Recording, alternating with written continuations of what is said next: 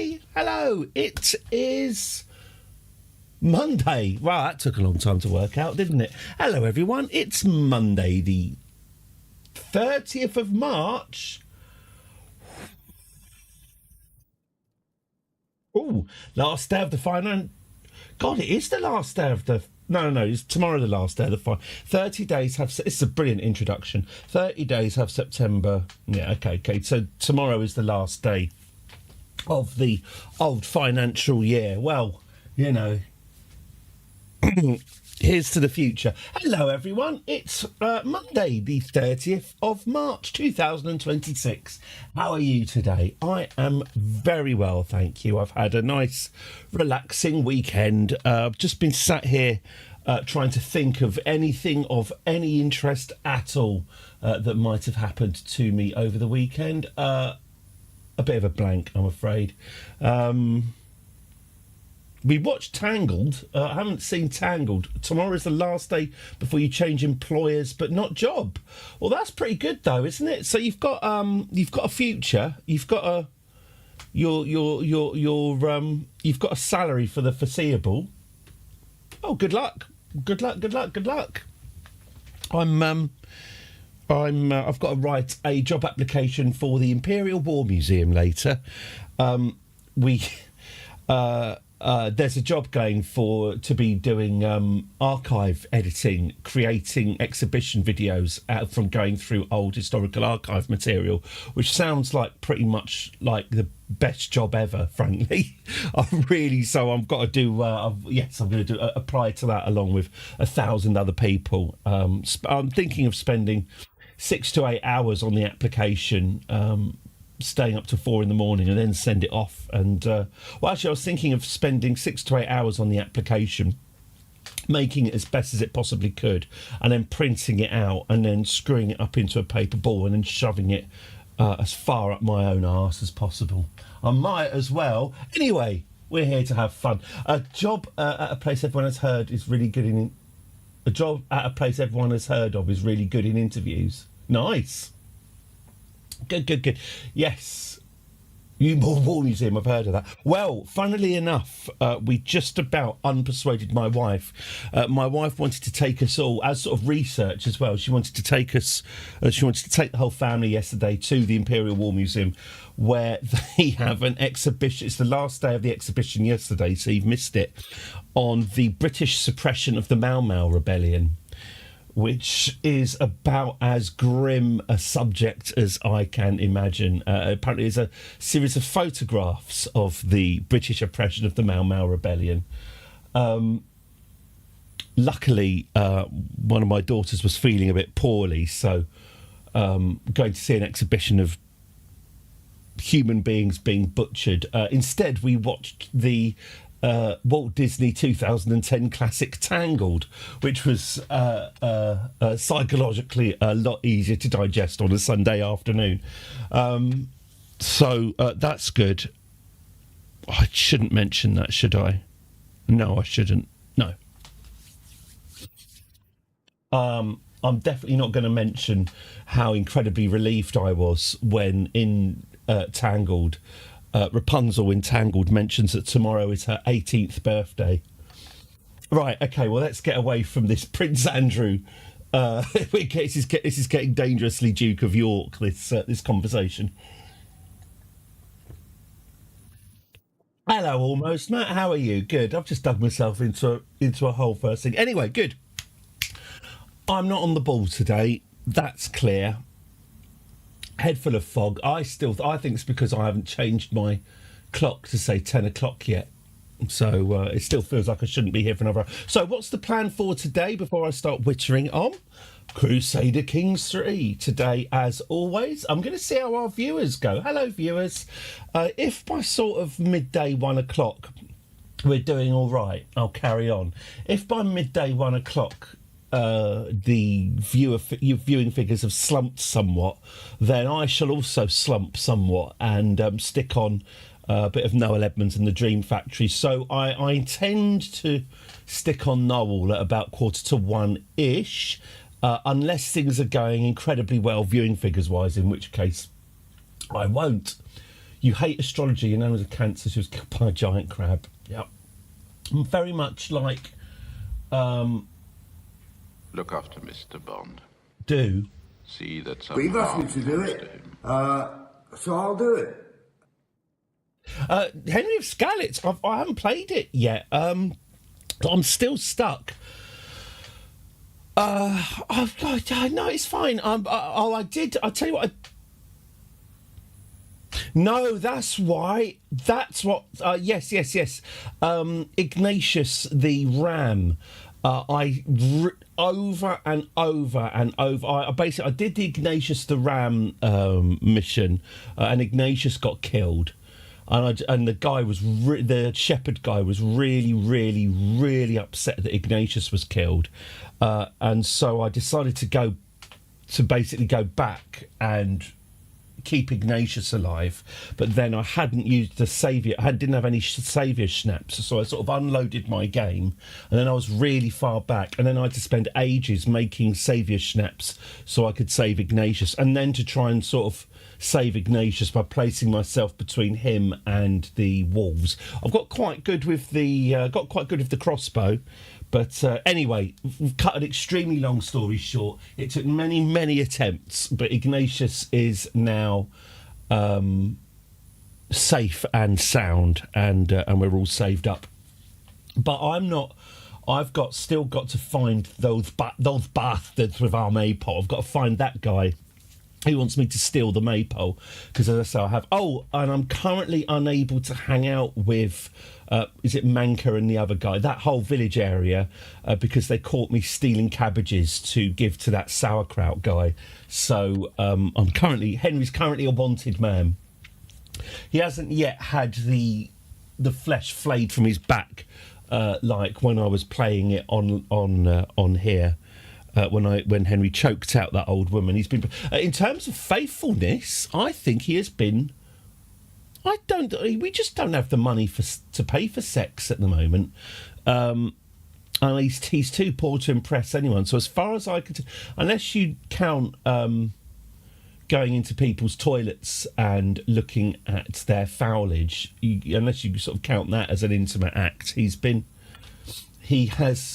his hands clean. Teresa need not worry, even though back in the day Henry would regularly use the bathhouse services of the ladies who lived basically next door to Teresa. It's an interest. Use the bow. Crossbows are too slow. I'll tell you what. The crossbows were good against wolves, but yes, I think you have to be accurate. Very much like I say very much like crossbows in the medieval age. Jaime Lannister in the Song of Ice and Fire books is always going on about how rubbish crossbows are, so I take his word for it. Do the archery competition at the quarry over and over. It's an easy way to level up. Oh, okay, cool. The saviour snaps. Yeah, working to create your own save scum is a really nice idea. I really like the alchemy. I could just, quite frankly, I could quite happily just stand there just making potions all day, which I do. Henry's been doing all right, but then I try and then double my winnings by gambling against the guy with the dice in the main pub bit, and he beats me every time. And sometimes I save your schnapps and then punch him in the face. Darting bows are too weak to kill wolves or even deer. I mean, that whole lever with the crossbow. God, I'd love to fire a crossbow. That whole lever with the crossbow where you pull it back looks very satisfying. Although, imagine quite a lot of crossbows kind of shattered and took out various eyeballs and stuff with detention back in the day. Good, right, that's some wittering done. I think... am I on YouTube? Windlasses, yeah? God, windlass. That's a word I've not thought about. Good, I am on YouTube. Hello, YouTube. Don't be afraid of exit saves. If you overdo save your snaps, you'll become an alcoholic.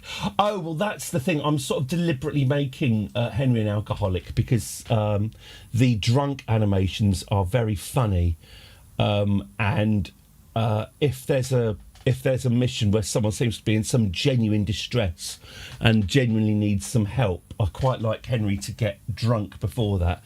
So he's all just sort of Don't worry. I'll bring your daughter back. That stuff is very funny to me. But yeah, I'm pretty sure my Henry is. Sorry, I'm pretty sure my Henry is on a one-way trip to the Priory. Wearing a Christmas. Do I want to keep? Do I want to keep this jumper on? I don't know. Like an Olympic swimmer. Just before I come on here, I like to get myself nice and warm. I tend to warm up once I start talking. I'm in an unbroken monologue for 4 hours. Anyway, I'm going to dive into the game because, as I say, I'm in a bit of a bitty mood today. Okay. So, look at this. So, sorry, this is... You've got a fantastic rant. Here we go. Do I fancy any Olympic swimmers yourself? I used to have a bit of a thing for old spoonface Becky Adlington, only because... Yeah, a friend of mine claimed to know her and told me something about her. Powerful women with very powerful arms. Yes, I do fancy Olympic swimmers. I couldn't eat a whole one.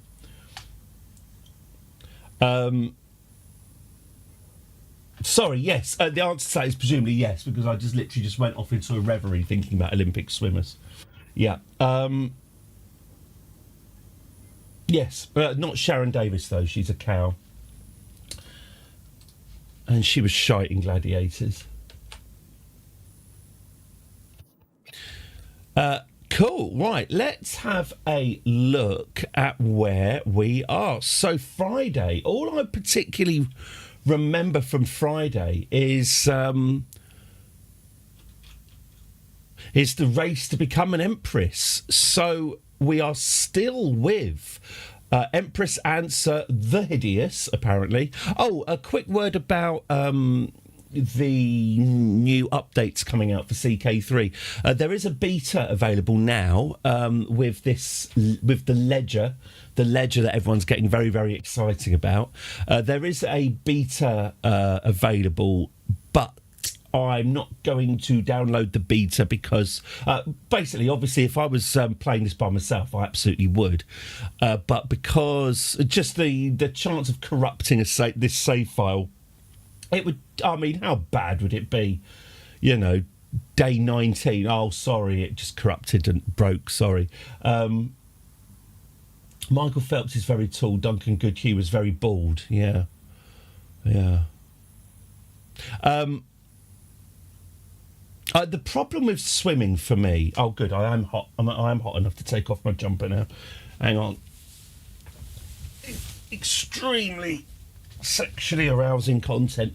The problem I have with swimming is when you watch the Olympic swimmers, when it's freestyle and, these are the fastest swimmers in the world, and you see them swimming along and then the camera pulls out and you see a sort of a man in a blazer and slacks in his 60s walking at a medium pace alongside the pool, one of the referees or marshals or whatever they are. But yes, you see a middle-aged man walking at a medium pace on the side of the pool while the world's most elite athletes swim as fast as they can. It sort of highlights the pointlessness of swimming in general, really. It feels like you're just watching people take the needlessly difficult route from A to B. So that's my observation about swimming. I'm hoping to take that to the Edinburgh Festival this year. Tight 2 hours. I'll throw in some stuff about being sad about my dead parents as well. Good. Right. You're at a Catholic wedding at the weekend. My mother was shopping for a wedding dress for my wedding. Oh, congratulations on your upcoming nuptials. It's very easy. You just do what you're told. It really is it literally is just that. They do a rehearsal with you where they just go through all the stuff where you say I do, and then you stand there for the day. You just stand there and everyone just tells you what to do all day. It's great. It's really getting married for a man. It really is almost zero effort. So yeah. Our phones are both off for doing a Catholic strict wedding service. Our wedding invite click says leave white for the bride, no trainers or suits. Your own mother has purchased a white dress.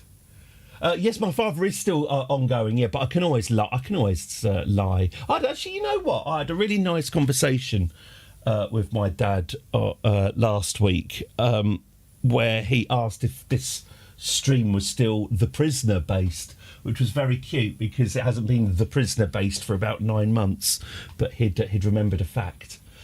Yeah, your mother's bought a white dress. My stepmother wore a white dress to... No, God, my stepmother and my mother both wore white dresses to my wedding. I think this might just be a thing that mothers do. I mean, it's probably as obvious as it is, but it's our wedding. But yeah, no, both versions of mother wore white to my wedding as well. Yeah, which is quite annoying because yes, it makes the group photos. It's pissed your partner off so much now you have to. Don't let it ruin your big day. Oh, here's the other thing we had is we tried to get, well, we got one of those photographs, you know, where you get everyone at the wedding, everyone who's there all into one photo. Our photographer tried to talk us out of it. He said, oh, well, you can never see anyone in these photos. It was really, we had to put quite a lot of pressure to get the photographer to take the picture of everyone. I don't know why he had such a... Okay, I've also now just remembered, I've just think, oh, God. What's the worst wedding I've ever been to? The one where I was paid, it was my boss's wedding, and she paid me hundreds of, it was like 400 quid or something, which back then was a lot of money, to film and edit her wedding. And I was using... this is back in the days of tape, so I was using a proper tape camera. And for extraordinarily stupid reasons, I decided to record it on what was then high quality. I can't even tell you what the difference between normal quality and high quality was. But I thought, oh yeah, well, it's my boss's wedding, let's record this high quality. I got to the church nice and early. I was pretty good, actually. I got to the church nice and early. I made friends with the priest. It was a Catholic wedding. I made friends with the priest. And he said, oh, well, if you want the best shot, then, stand here. This will be the best shot of the wedding. So I sort of put in and I was setting up my tripod and everything. And then quite late, the wedding photographers turned up and told me to move. They said, we need to be here. And I said, well, I'm here. And they said to me, well, what do you think is more important? Do you think, what's more important, the wedding video or the wedding photographs? I mean, we all know it's the wedding obviously the wedding photographs is the right answer. But obviously I just stood, no, the video's the most important. So yeah, although I did get to keep my prime position, which I would normally have given up, but I think I resented the fact that I'd actually made the effort to go in early and be nice to a priest, which they hadn't done. It was like I was sort of holding it for... Anyway, she kept on deliberately walking in front of the camera. The back of her head kept on just sort of appearing at random bits, which I then had to use because I was recording I was recording this wedding, my boss's wedding, at high quality. What I didn't realise was that 1 hour tape would only last 40 minutes because it was recording to the tape at a high speed. This was literally my job, by the way. When I say my boss, my job at that point was the videographer for her company. I did all the filming and editing. So this really there was no one else for me to blame, no one to fall back on. And I'm filming the service, and I'm even filming because they're singing hymns and that. And I remember very distinctly while they were singing a hymn, just thinking, really should change the tape, just in case, really should change the tape now. Changing the tape now would be a good idea. But kind of everything was going on, and I thought, oh, we've got another 40 minutes. So, oh, this is fine. You know, we'll be out before this tape's finished. And predictably enough, one, I'd underestimated the fact, obviously, that it was a Catholic wedding. So they go on, they do enjoy their ceremonies, and they were doing their vows, and obviously then I got the flashing tape icon of things are running out, and we're on to the vows now. We're on to the proper business end of the ceremony, and I remember thinking, okay, I've got a stark choice here. I either take the hit, and by the way, I made the wrong choice. Can I either take the hit and just change the tape now? Oh, by the way, I don't know, and it's a lost art. I don't know if you've ever tried to take a shrink-wrapped miniature cassette tape out of its shrink wrapping with one hand in an entirely silent church before, but that's not easy. But I thought, do I take the hit and just change the tape now, and I don't, or do I hope that this is all going to get wrapped up before the tape ran out? And I chose the wrong option, obviously. I chose to hope that the tape wouldn't run out. And I think it was because I still hadn't understood that the tape was running faster. And it ran out. And it ran out during I Do. The actual moment of marriage, the exact moment when you go from being Miss to Mrs., tape went. I had the second tape in my hand ready to go. I mean, you know, ejection mechanisms are never that fast, but yeah, pressing eject. It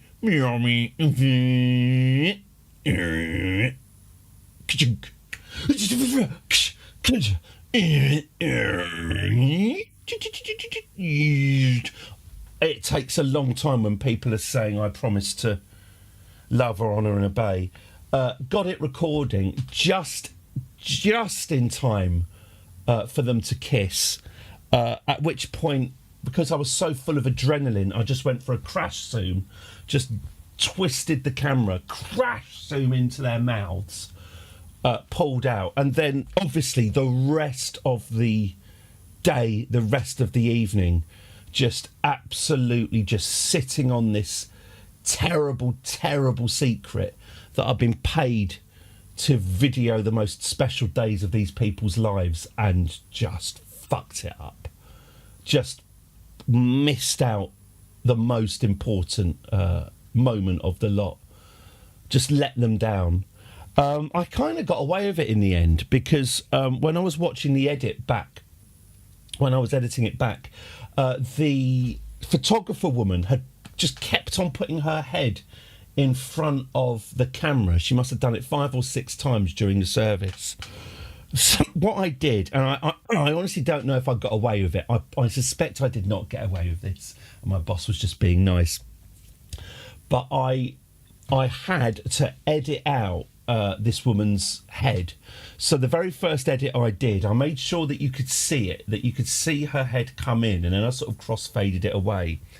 And then I had to do it a few more times. So I had to put 5 or 6 more cuts in. And so I blamed the photographer woman for ruining the I Do shot. So you see them going, blah, blah, blah, blah, blah, blah, blah, blah, blah, and then it sort of crossfades to this crash zoom of a kiss. Terrible edit. I mean, it did not look good. But when I handed it over, I said, oh, and by the way, I had to make a few edits because the photographer, I saw you having an argument with her. Yeah, she kept on deliberately putting her head in front of the camera. So I've edited her head out wherever I can. Let me know if you need it re-edited again. And just kind of heavily implied that the missing moment, the missing I Do, was down to the woman putting her head in front of the camera. And hey, if you want me to put that back in, I can do. No, she didn't. She paid me my money, and we never spoke of it again. But I will never, ever, and I recommend you never, ever. I have been asked. There might be a wedding coming up. Anyway, I have been asked to do wedding videos since. No, never, ever. Do not put yourself into that position. Do not give yourself that much No one person should have that much responsibility. Horrific, absolutely horrific. I went to a wedding from the gym I go to. The best man was knocked out by the groom. Fantastic. Was that? I would take it that was at the. I take it that was at the reception rather than the service. When I was trying to be a photographer, I wouldn't do weddings because of the pressure of someone's big day. Obviously this is going back 21 years, but our photographer had. I remember thinking it very elaborate that he had he's got 2 SD card slots, and he just casually went, "Oh well, yeah, they just corrupt." It's like, I just rolling the, a 99% chance that it's not going to corrupt is still far too low for me. Was awful. Luckily not, but we were evening guests and turned up to the crime scene. Blimey! So the cops were called. The last wedding I went to, I ended up getting threatened by very angry men in kilts. Big lads, shipyard welders. Hello, Hrothgar. Hello, Raiders. Hello. How are you? How are you? Sorry to miss you when you came in there. I was too busy. I was too busy reliving trauma. Was the encoding digital? Was the editing digital? Yes, the editing was digital. It was that would have been your Final Cut Pro 3 in those days. I did it in Avid. This is great. I'm going through. I did do it in Final Cut. Yeah, Final Cut Pro 3. We're on the path for reuniting Italy. Eddie Raid, howdy there. Hello. We're caught up. We're up to date. Hello, everyone. Hello, Raiders. I hope you're all very, very good. Right, I better get on with the game then, hadn't I? So, we are Empress Answer. So, the very last thing we did before Friday was... Well, hey! Hello, hang on. Thank you so much for the follow, Hrothgar. Thank you so much, and welcome to the channel. And I'll just say it again. Welcome! Thank you so much for the follow. Hello, and hello. I am just trying to... Oh, my Lord.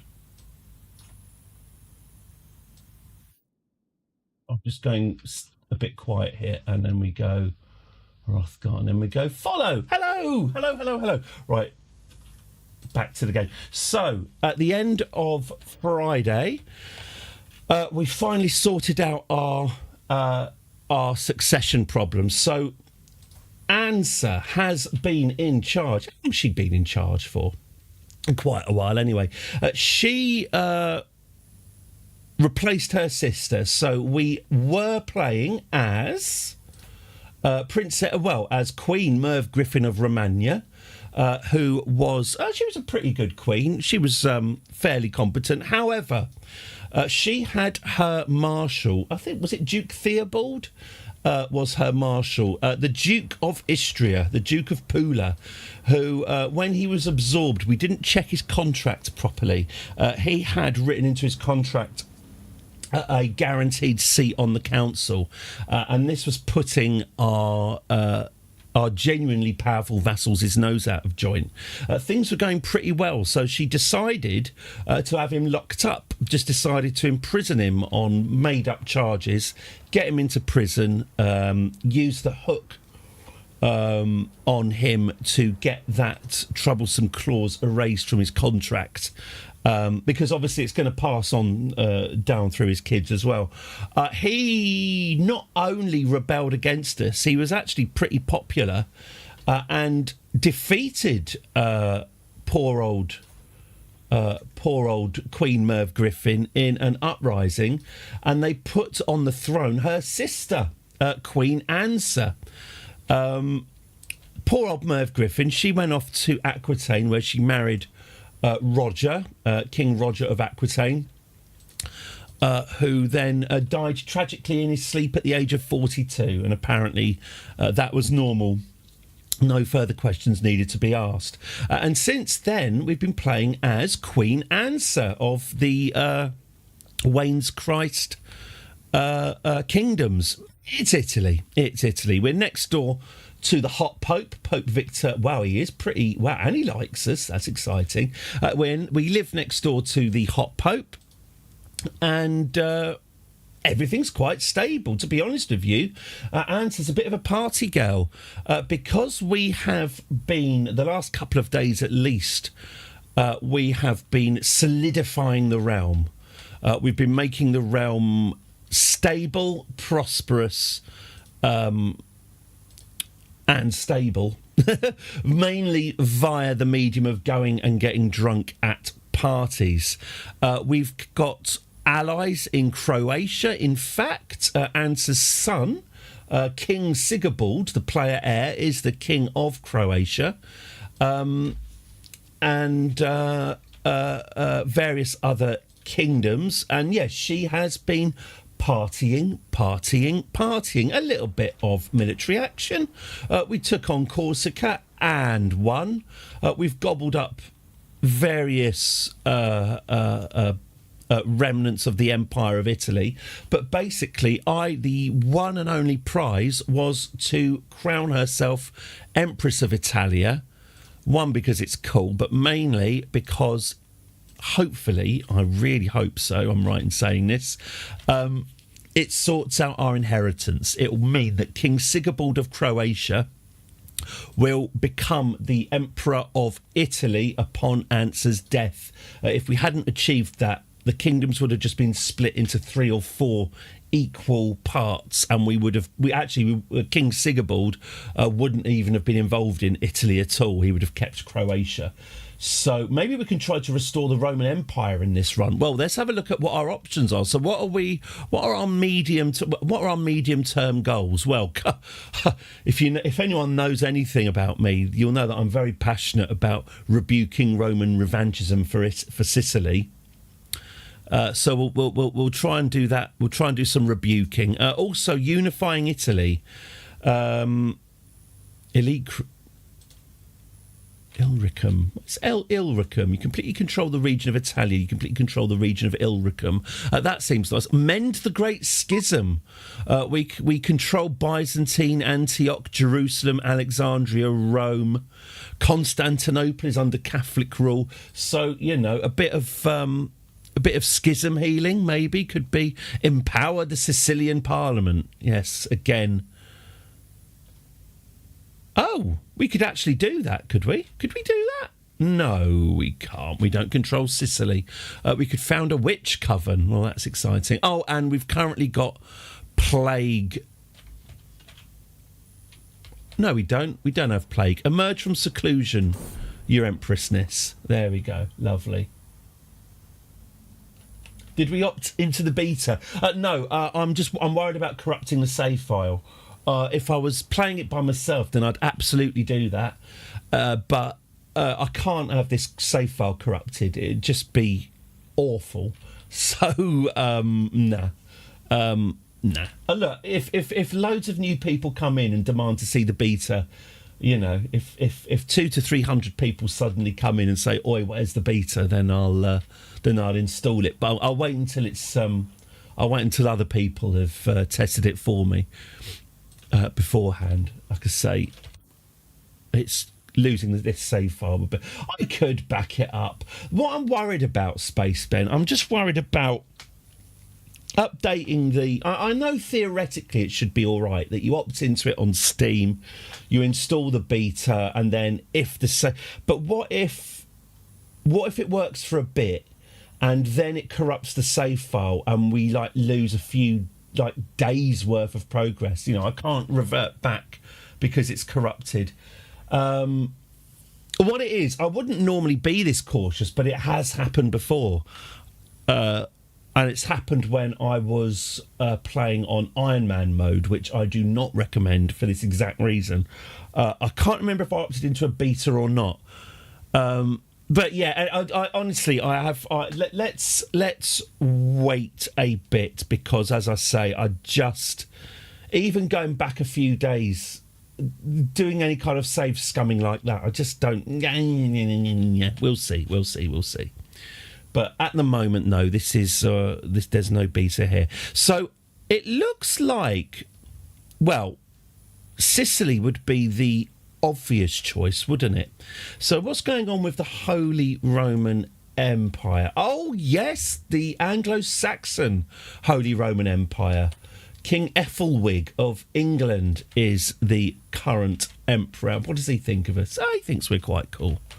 That's good. But as I say, primarily, first thing is that we are now Empress Answer, and the succession is secure. In fact, if she's an empress, she should probably have some sort of late stage makeover. Let's get her looking. Let's get her looking imperial. No, I'd rather not dress her like a concubine. What was that? I did quite like. I tell you what, I quite like the Miriam Margolies Whiteadder. What wars are we fighting? Let's have a look. I like the crucifix sticking out of her crown. I think we'll keep that. Shall I? Let's get a. Maybe we should just go with the simple royal cloak. Cloves, can we get out of the... That's a nice... You got to hand it to her. That is a nice dress. Fine, we'll go with that. There we go. To never make republics and theocracies playable. Can I become the Pope? I've wondered that. Now, I'm still not sure how the Pope is. My guess is, yeah, you can. I mean, obviously, you can literally become the Pope. You can switch your, you can play as the Pope. But obviously, yeah, once you're dead, you're dead. There's no, you're lowborn. There's no house to pass on to. Yeah, I'm really not sure how the game elects popes. Obviously, I know popes are I've seen the film. I know popes are elected in real life. But yeah, there's no kind of... If there's a college of cardinals, I can't see them. In fact, I think I'm right in... Oh, he's... Oh, that's nice. The Pope's friends with the basileus of the unholy Roman Empire. Oh, maybe that's the great... But yeah, I don't see any... I don't see any cardinals as characters, so that's probably just they probably just create a random pope every time.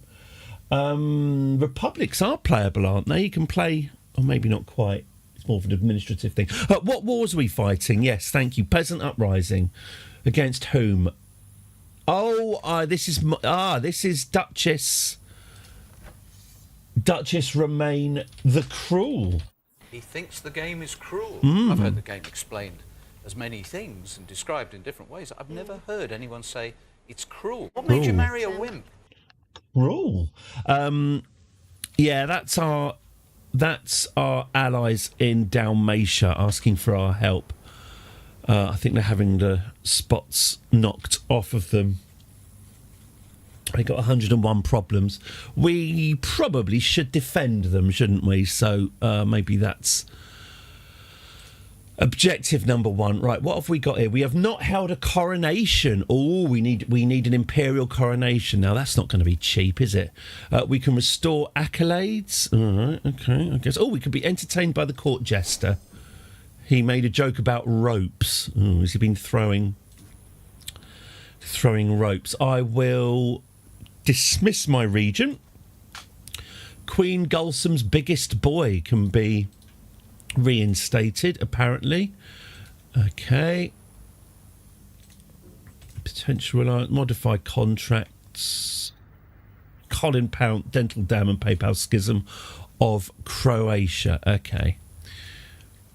Fine. So we need the first thing really is a coronation.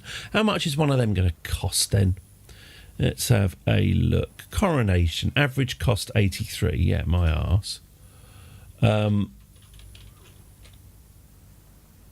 The coronation will be held in the Vatican.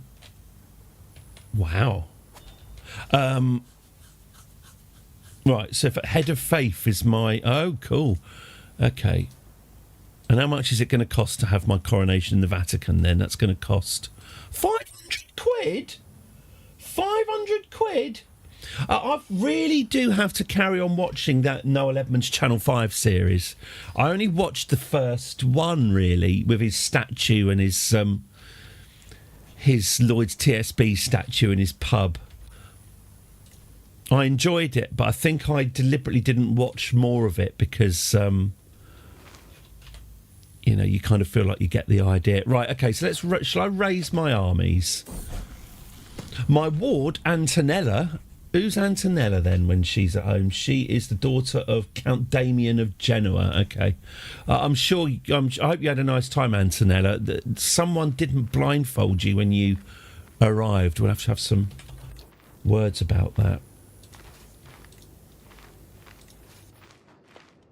Okay, let's help out these Dalmatians.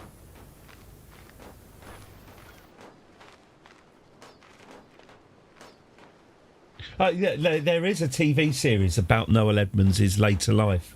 As I say, I probably should, sort of thing I should be watching. If anyone has to sit through a Noel Edmonds reality TV thing, it's you, yeah. How intricate would you say my knowledge is of the inner workings of CK3? I've got some big gaps. I'm still not very mathematical.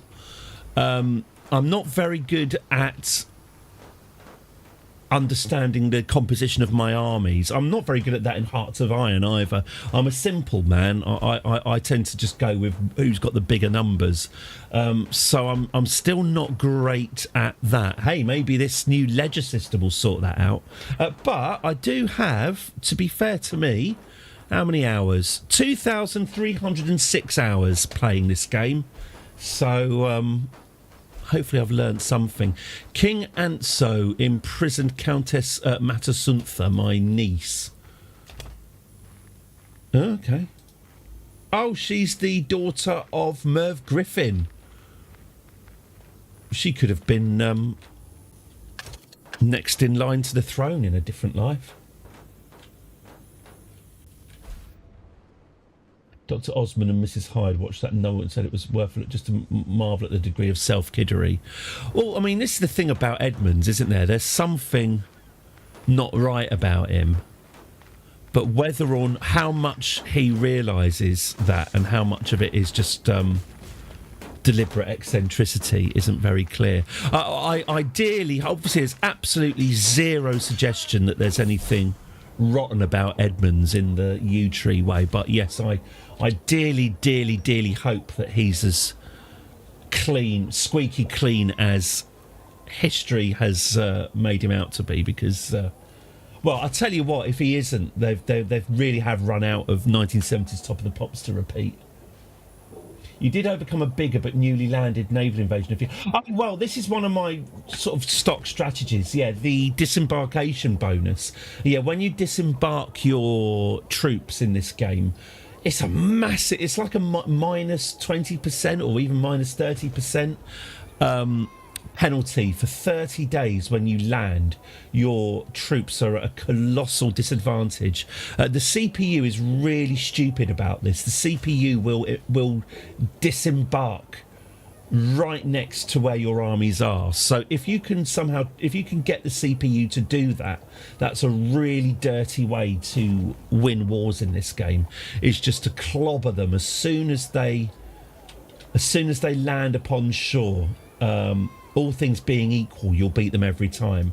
Yeah, the disembark, and obviously, always look out when you're disembarking. Always make sure that your disembarkation bonus isn't there. And also, I think I'm right in saying, if you've got one completely fresh army and one army that's disembarked, if you merge those armies, your entire army will have the disembark. So it spreads. Your entire army will have that minus 20%, so it can be a really destructive mechanic if you don't do it properly.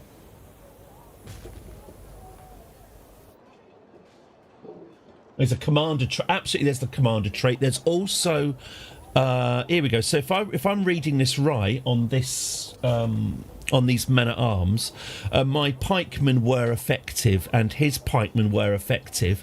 When one of these icons is red, it means that it's the rock paper scissors-ness of the men at arms. It means that they've been countered. So I'm guessing off the top of my head, if we had some cavalry and he had some pikemen, my cavalry would be red here because my cavalry have been rock paper scissors by the pikemen and so forth. So although I'm not hugely knowledgeable of this stuff, I do try and have a variety of men at arms, as I say, just for the rock paper scissors-ness. At the moment we've got double pikemen, which isn't ideal.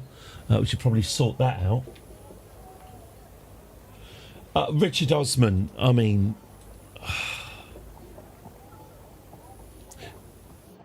tell you something about there are 6 type of men's at arms. Oh, it depends who you are. Let's have a look, shall we?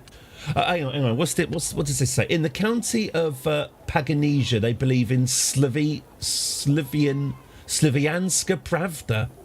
Slivianska Pravda. Okay. Patriarch Lorenz condemns it as heresy. Your patriarch. Oh, really? That's what he's called now. He's not an archbishop anymore. He's my patriarch. It's exciting. Patriarch Lorenz condemns it as heresy. How they worship is none of my business. Yeah, okay, fine. Men at arms. So what are my options at the moment? We've got Retinue Vanguard. I'm not really sure what they are. They're just your average footman. So you've got footman, pikeman, bowman, horseman, and siege weapons are my options so far. Pikemen cancel out horsemen. I know that from Total War. I'm gonna guess that horsemen beat bowmen and bowmen beat footmen, but that could well be bollocks. Horsemen, heavy horsemen, siege engines, heavy infantry, bowmen, skirmishers, and pikemen. Geographic debuffs. Both strategist and forder only ignore the debuff. Yes. Well, yeah. In fact, I remember now on Friday, we did win a battle simply by don't underestimate the powers of crossings. So yeah, like here for example, there's a link here. If you plant your armies here, any invader crossing this crossing will suffer a substantial percentage disadvantage against anyone here. Also, don't forget you can hover your mouse over baronies and find out what your defensive score is. You can I can't really point at it with my cursor. Why don't I just point at it on the screen? That'll help. Yeah. You can see here it says advantage in this location 21 plus 12. Which is, I think, a natural 21 because of the landscape, plus 12 because of the walls. This one is 21 plus 5 because the walls aren't as good. 21 plus 0. I mean, that 21's probably because it's defending a crossing. So, yeah, if you're looking for somewhere good to defend, you can use this. Although, obviously, walls and mountains. If you're defending yourself, get yourself up behind some walls on top of a mountain. That'll do it. But yeah, in terms of combat, that's kind of how I operate. I'm not very good at the nitty-gritty statistics, but broad strategic decisions seem to mainly be enough. But I don't think anyone's watching this stream for a masterclass, are they? I hope they're not. Are there cultural originals that can change the maybe innovations? I mean, I'm guessing that your heavy infantry are better than your light infantry, but more expensive to maintain or something. But again, that's only going by other computer games and how they work. The Battle of Spalathos. So this is us defending our Dalmatian allies. Oh, we've done it. That's us finishing. That's us defended our Dalmatianish allies. Okay. That's their problem's gone. See my vest, see my vest. I can offer a hostage to the Holy Roman Empire. Yeah, I'm all right, thanks. Queen Gulsum's biggest boy can be reinstated. No, we need to search. Oh, yes, that was the other thing. Prestige. Now, I would very much like...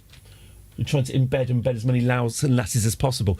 Oh, yeah, who's she banging at the moment? She's got... Oh, she's only... Dejana. She's been banging Dejana for ages. Wasn't Dejana a hostage? Oh, this is all getting a bit Woody Allen now. I think Dejana might have been a child hostage of hers. But her parents... Didn't her parents... yes, Dubrovnik. Her parents started a war. So Dejana was... I think we were supposed to execute Dejana, but instead we had sex with her, which is an abuse of power, isn't it, children? And we don't approve of that sort of thing. It was wrong then and it's wrong now. Okay, so we need to save up 500 quid for this coronation, do we? I mean, if it's going to be a magnificent coronation, which it should be.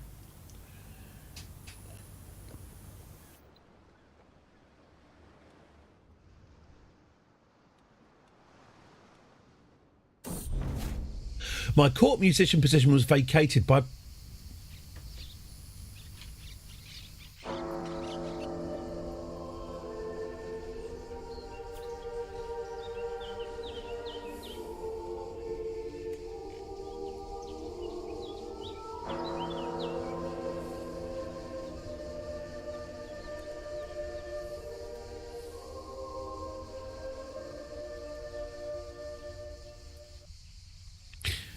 Rest in peace, Princess, formerly Queen, Merv Griffin of Romania.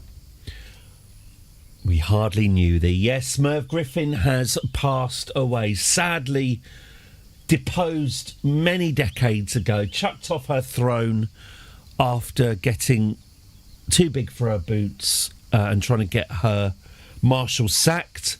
However, she lived a full life. I've just, in fact, tried to click on her memories so I could give you a quick rundown of her life and achievements. Sadly, as she was not a leader upon death, her memories are lost to time, like tears in the rain. Merv Griffin,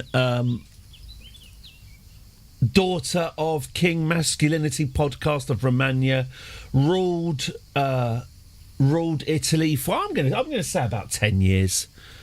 Ruled well until one decision brought her down.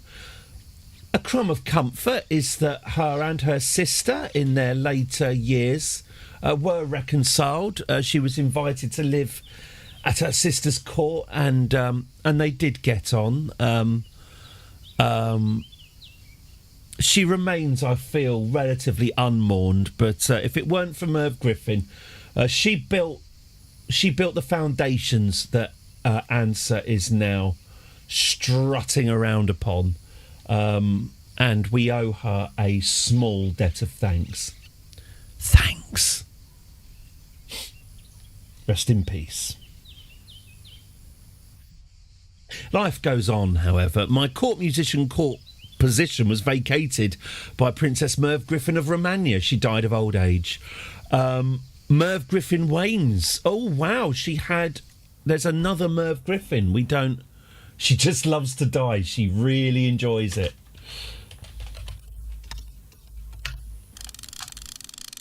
I've always just loved to kill. I really enjoyed it. But then I got famous and just too hard for me. I mean, so many witnesses. I mean, everybody recognized me. I couldn't even lurk anymore. I'd hear, who's that lurking over there? Isn't that Merv Griffin? So I came to Europe to kill. Recently watched a bus. So, silent film is one of my massive holes. No, pardon. I've seen Duck Soup, which isn't even silent. So that doesn't even count. I'm not sure. They used to show... Yes, oh God, yeah. I mean, certainly from the clips I've seen. I mean, I've not seen The Great Dictator or anything. But yeah, Buster Keaton stuff is extremely physical, isn't it? Is that the one with the... is that the one that's a kind of... the one that's like a parody of Metropolis with the the train with the chucking the all done in camera, lobbing stuff off the tracks. Yeah, Buster Keaton is a colossal cultural hole of mine, and I should be ashamed of myself. Yeah, chucking the sleepers. Yeah.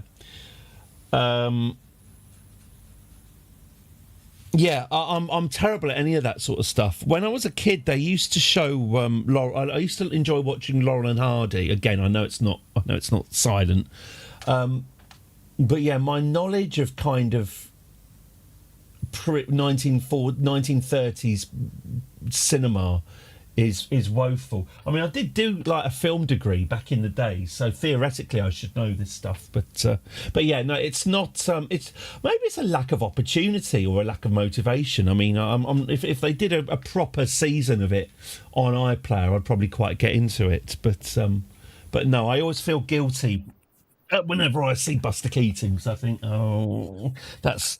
And also, I'm pretty sure I'd really enjoy it as well. But yeah, a big, old, shameful hole of mine. Who wants to see my shameful hole? Women.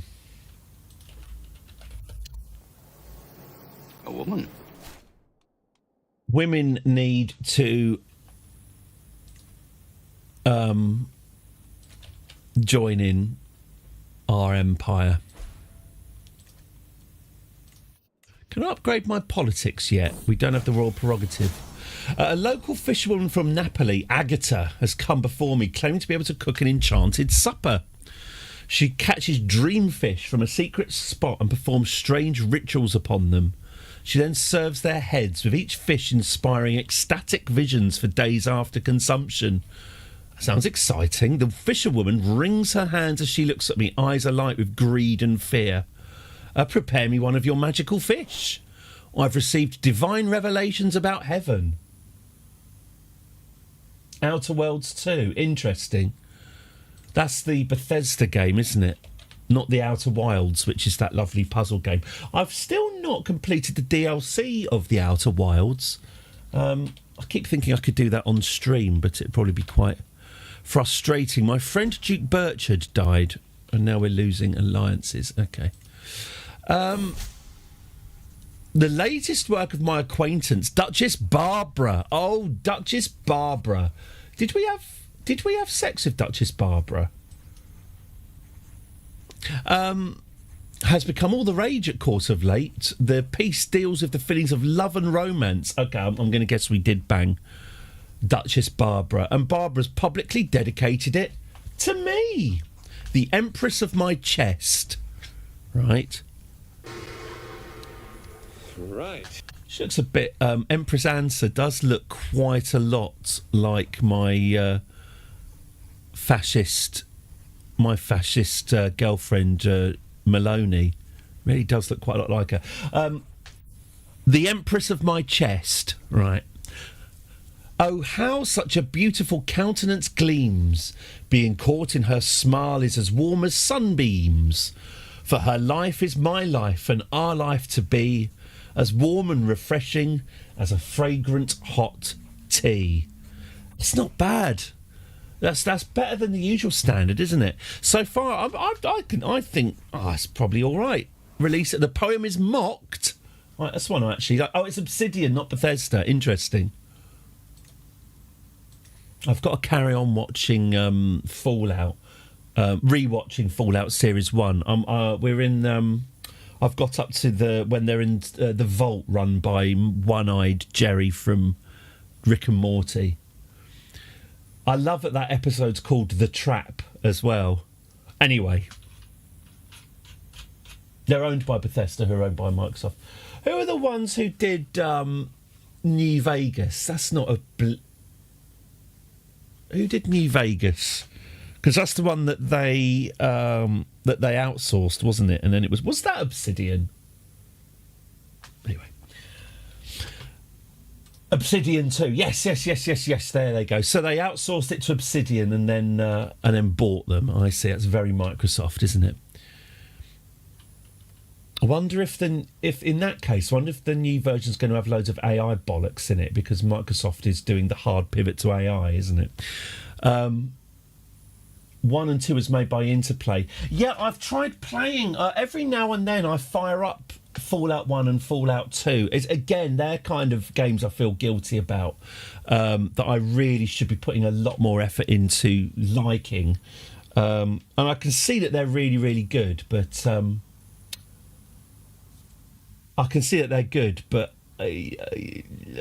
problem with a lot of these old games is if you didn't play them back in the day, your nostalgia gives you a lot of tolerance for archaic games, and that's the problem. When you play an old game having never played it back in the day, it's quite difficult to get over the roughness, and if you don't have nostalgia to help you through, it can be hard to get through. Yeah, but the writing's, I'm sure the writing's great. I mean, I've got so much. Oh, I've got so much on. I still haven't finished Baldur's Gate 3. Anyway, good. Let's carry on. Queen Golsum's biggest boy can be reinstated. We can exchange hostages. What I probably should do is have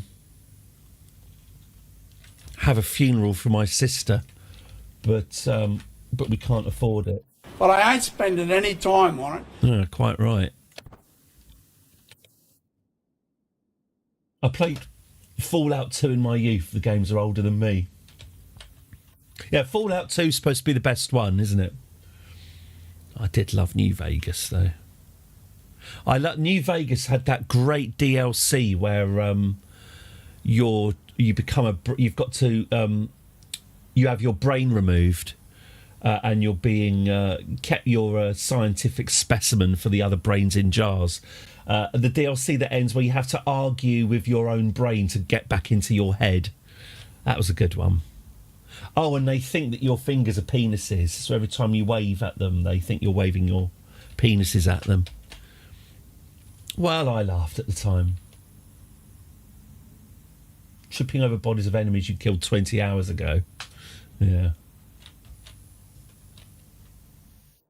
The thing is, the language of Fallout and Elder Scrolls, where bodies just lie, you know, like in Oblivion, where bodies just lie in the street forever after you've, battered someone to death, and all the glitches, that's become kind of a medium of game in itself, the Bethesda RPG. So I wonder how much incentive there is for them to tighten these things up. Okay, so still saving up money. I could really do.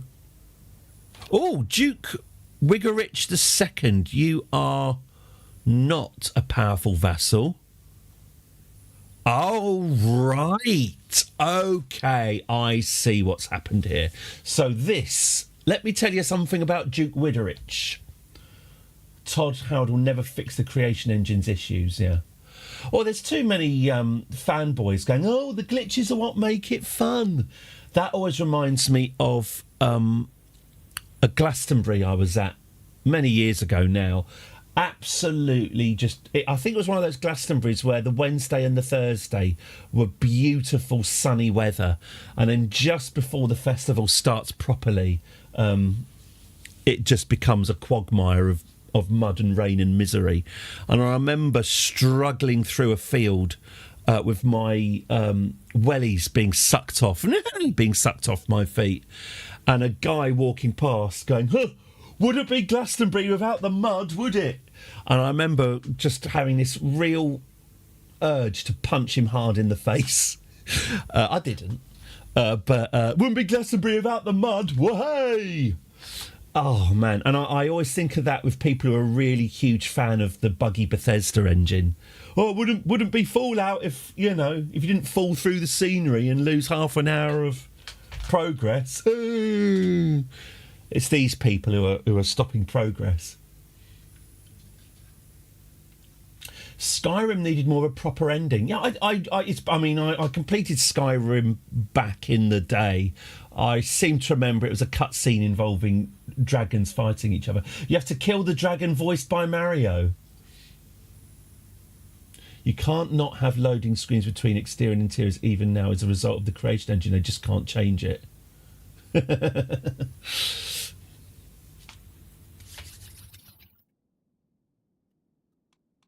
You can't expect them to create, a new engine after 20 years. They've barely got pennies to rub together. Right, Duke Wiggerich. Let me tell you something about Duke Wiggerich. This is the new thorn in my side.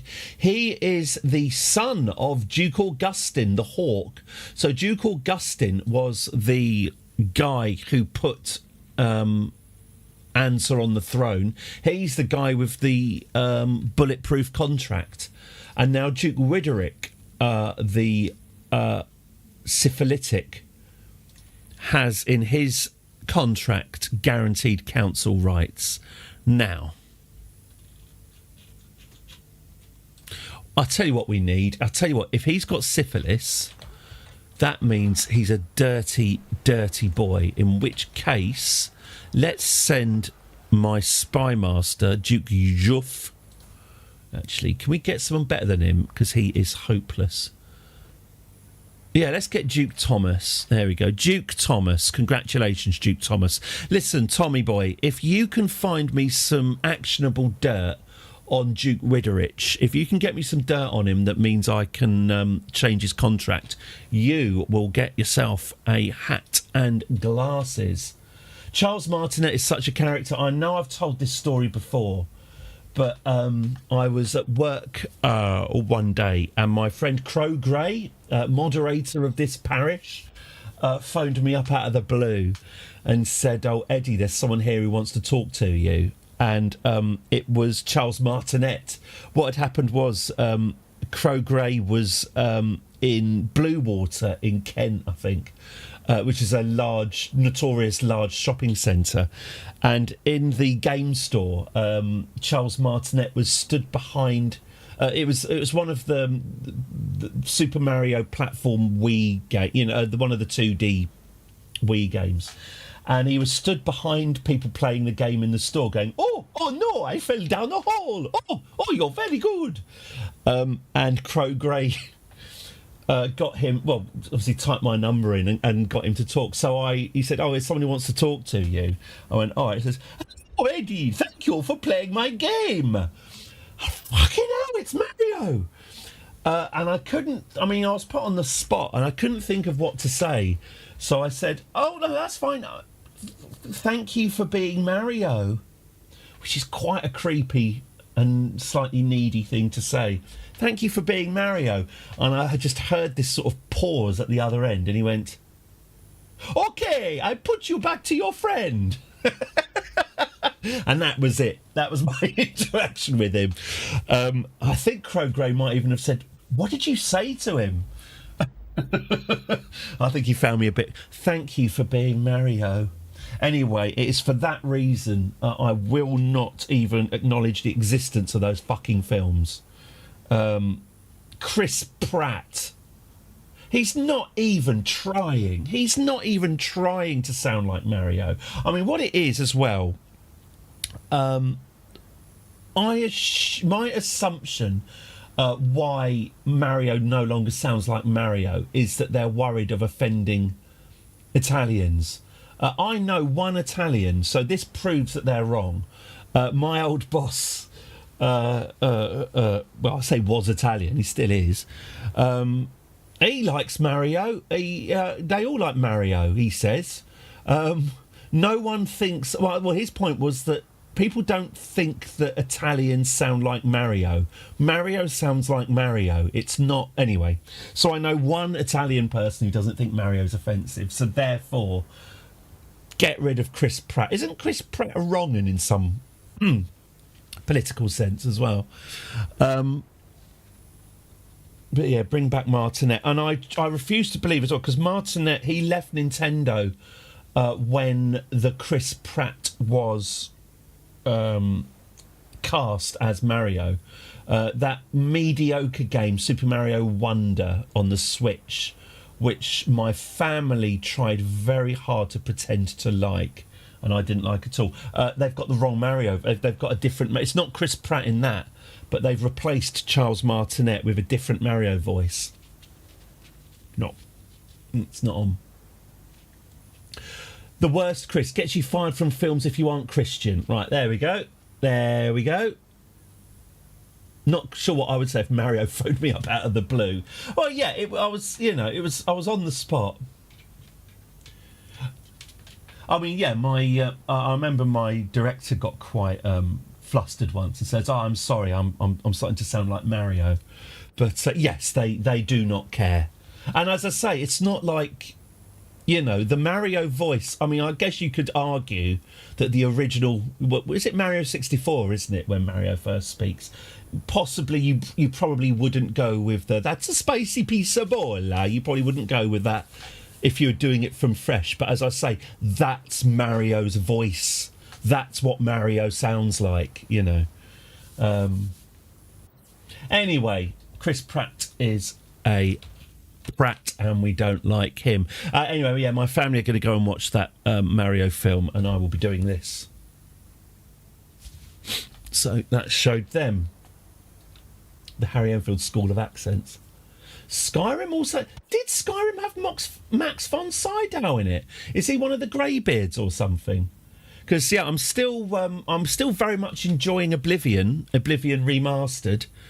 I definitely prefer Oblivion to Skyrim, even though Skyrim is by far and away the more sophisticated game. But I just love Oblivion's vibes. Cyrodiil's just a nicer place to hang out than Skyrim. Also, the Dark Brotherhood are a good laugh. So am I still saving up money? Oh yes, and we're trying to find some dirt on Mr. Istria. Right. Can I invite knights? Let's invite knights. So I would like, ideally, found in the sewers of Riften. Interesting. Which one's Riften? Is that... I like the one in the west. Is it Marklaw, the one that's all dwarven ruins? That was my favourite town. That's the one I would live in, I think. Oh, no, maybe I'd live in the main one. But anyway, the one in the west that's all ancient stones. That's my favourite. Lord Vinbergau in Henry Scallett's too. It's going to take me so long to get anywhere in that game because I'm just enjoying the southeast one.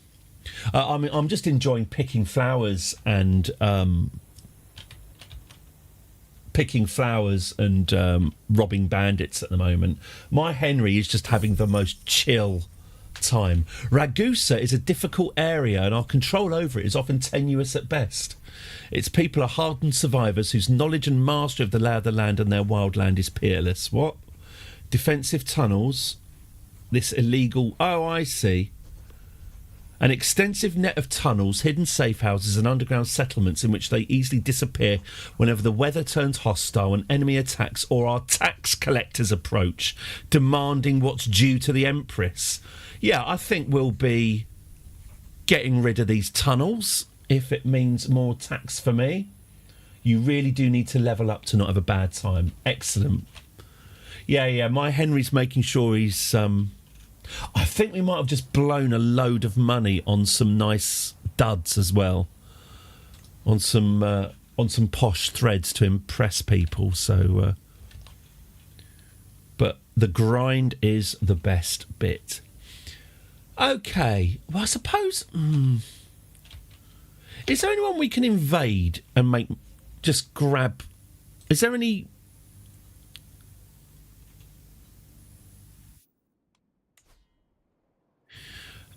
What do the Venetians think of us? We could bring Venice under tribute.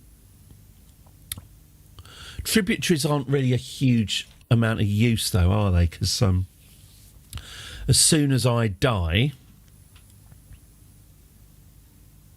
they stop being a thing. The King of Aquitaine. That said, bring Aquitaine under tribute. mind you, if they've got a 2-year-old balanced baby in charge, he hasn't got a lot of money. Maybe he doesn't have tribute. The King of Bulgaria. We could seize. Now this is more like it. He's got some money. The King of Bulgaria has some money. And I could seize this here duchy and probably grab some loot out of him. So maybe we could have a quick fight with Bavaria. What about Provence? They've got money as well. And they have got... We could have a holy war for them. Ooh. See, we could invade there. That's not a bad idea. That's not a bad idea.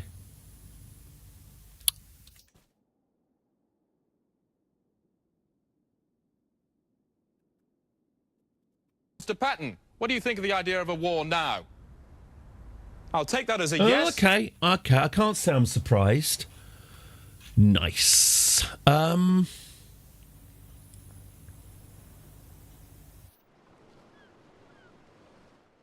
All right, let's invade Nice from Monaco then. Duchess Antonia, the priest hater. Hostages. Okay, let's give your hostage back, which is a terrible sign. Return hostage. Who is it? Oh, little Ermengarde, the 29-year-old Ermengarde. Oh no, I have to give my court jester back. Oh. Oh, pardon. Oh. There we go. I've now lost my jester, and I've got to... Merv Griffin can be my new jester. Yeah, there we go. Okay, so let's start a war. Let's have a holy war for the duchy. Boof. There we go. Nice is Nice at this time of year. I've been to Nice, and it was aptly named, certainly. What's that? War were declared. Also, the Nicians were very nice people. Very friendly, very nice down there. Which, you know, considering they're French, they were very nice. Cannes was horrible, but also Cannes is most definitely not for me. We also went to Monaco, which is very, very much not for me. But it was at least interesting because the whole place is just a giant racetrack. I mean, I guess if you've got a yacht or something, you're going to get something out of it. But yeah, we went to Monaco, and there's almost precisely nothing to do apart from wander around the racetrack and go, oh yeah, there's that chicane bit. Yeah, I would not recommend Monaco. Their biscuits are misleadingly named. Yeah, that is true. My hostage Wathioff approaches me with a rare display of appreciation. You're always there for me, and I hope you know that I'm grateful. Yeah, I expect it. I expect you to be there when I need you as well. Good to have a lovely little subservient hostage. Okay, so let's holy war the Nicians. There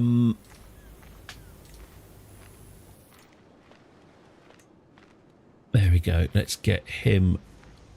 Oh, create an accolade. Oh, what should we call him? The nice soldier. Nice.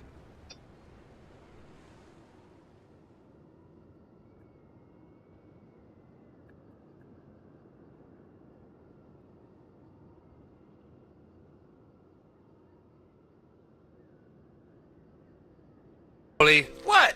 I did shoot him in the face. Twice. Excuse me? My name is Brad, and I need to report a crime. Anonymously.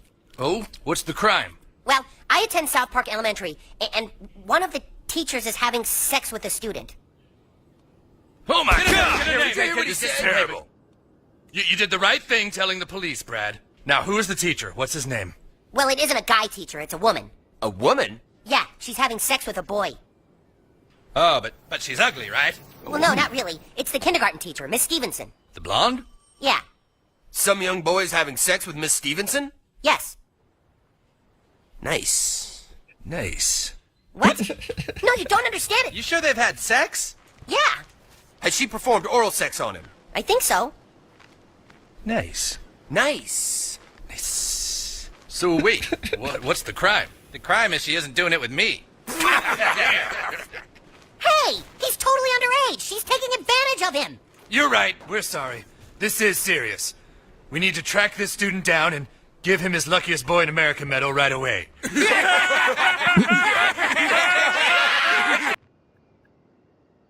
See if that gets me into trouble with YouTube. I got shit canned from YouTube for playing the title sequence to Quincy MD. So let's see what that does. Nice.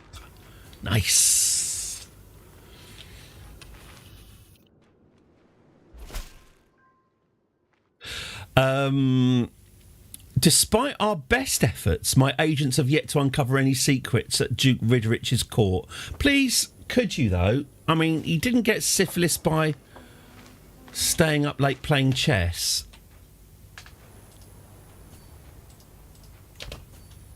There'll be something. There will be something. There will be spunk.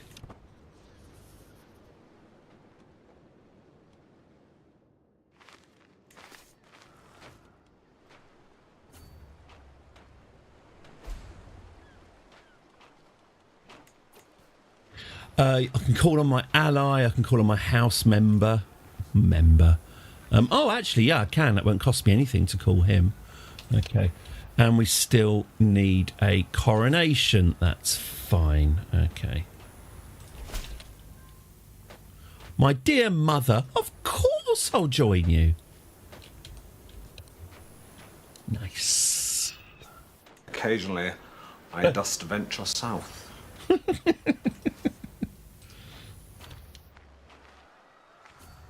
I dust. Okay, mental resilience. Very important. By the way, I've forgotten the name of the reason she's got such a scarred face was she rescued one of her followers from a fire when they were wandering. I think he's dead. Oh no, that's right, he died of old age. She rescued her archbishop from a fire, a wildfire, and then after burning her face off, he died of old age. So that was a waste of time.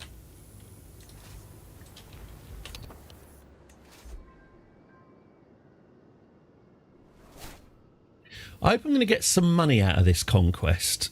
It's kind of the reason why I'm doing it. Financial gain.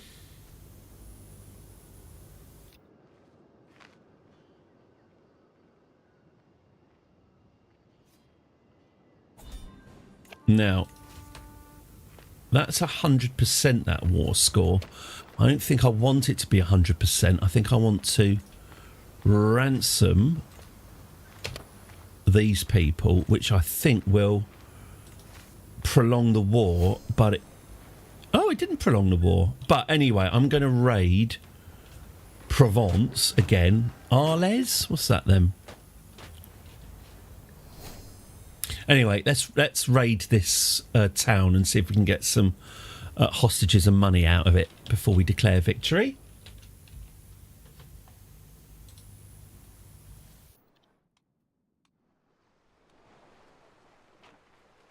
Fireball, a fireball. You can ask your head of faith for gold. I will. Pays 530. Blimey, 530 gold pieces just for asking. Don't ask, don't get, eh? Blimey. I've considered your plight and have decided to grant your request. Well, let's splurge this on a really elaborate coronation immediately before it disappears. It is good to be on the Pope's good side. I guess the fact that we're doing this holy war here is helping. Let's conquer this realm and then splurge. Let's go. Nice. No. I need that dirt. Okay, what have we got here? How are we doing for hostages? 2 prisoners. Katerina de Genoa, she's worth 25 quid. Chudos. Okay, Chudos is not worth so much. But anyway, Holy War, Duchy of Provence, enforce the demands. Hostage. Oh, I'll tell you what, I'll have Ermengarde back. Thanks. Oh, you won't accept. Wow. All right. I mean, I don't see how you're in any position to... Oh, she's already considering a proposal from me. Okay. Right, now I want... Oh, no, she's not going to give me Ermengarde. All right, let's take your stuff then. Fine, so be it. Lovely, lovely, lovely. Good, Provence is ours. Right, now let's organise a coronation. Coronation, plan coronation, an anointment. Pointy birds are pointy, pointy. Anoint my head. Anointy, nointy. Right. At the Vaticano, as Mario would call it. I shall be the very image of a sovereign. Am I here to embrace... Gosh, she does look holy. Am I here to impress attendees, weaken detractors, or exalt the crown? Reverence for my mandate endows coronation sites, artefacts and oaths with lasting benefices like renown. This intent pleases parochial vassals. What about... No, I'll just impress the attendees. God, she looks so holy. Let's take a picture. Good. All right. Head of Faith, the Pope, the hot Pope. Maximum...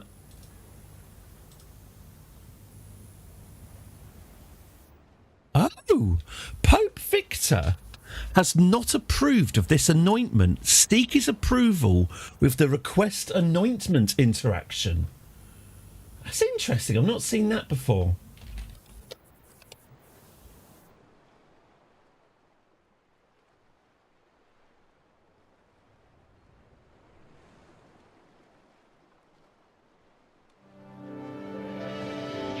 Went out and got your little present. The complete poems of John Lillison. England's greatest one-armed poet. He wrote In Dillman's Grove and Pointy Birds. Oh,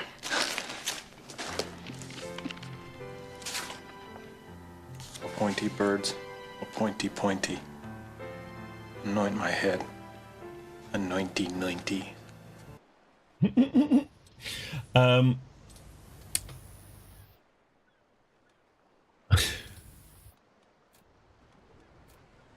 Possible outcomes. Let's send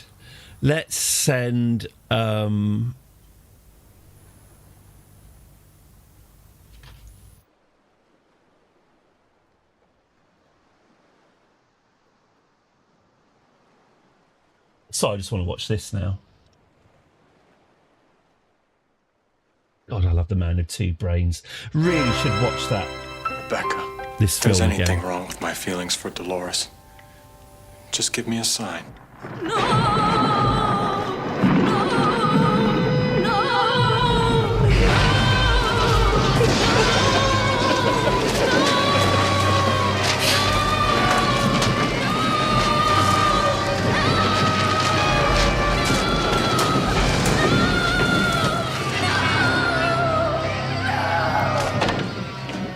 Just any kind of sign. I'll keep on the lookout for it. Meanwhile, I'll just put you in the closet.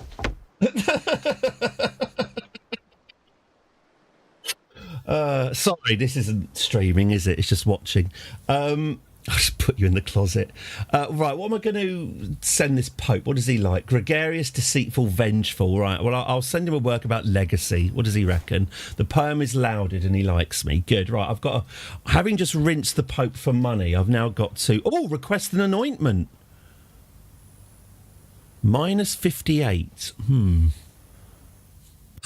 Oh, there's a woman tax. So minus 20. Oh, in fact, minus 20 because I'm a woman. Another minus 20 because I'm a fornicator. This Pope's a little bit judgy for my liking. I could send him gold, which will cost me 370 bloody gold for him to anoint me. No. We can do better than that. I could send him a gift. Oh, no, that's not going to help. I've sent him a poem. I could romance. Are you kidding? It's very hard to seduce him, but there's a moderately good chance I can romance the Pope. Oh, yes.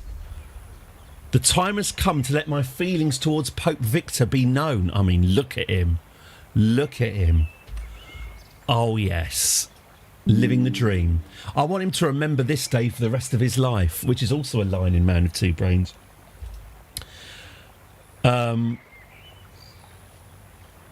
He is not hot. He is hot. Look at his tash. He'll get your grandma some nylons. He'll give your grandma a discount on his. I tell you what, I bet he's got a Geronimo tucked into his. Jeans. He was like having a bath with your socks on. Didn't stop me though. What's this? Pope Victor II. What does he? Oh, again, he's gregarious, deceitful, and vengeful. Deceitful. No. Write a love poem. No, I'm just going to sing him a love ballad. Who doesn't like a song? There we go. Victor won't resist my charms for long.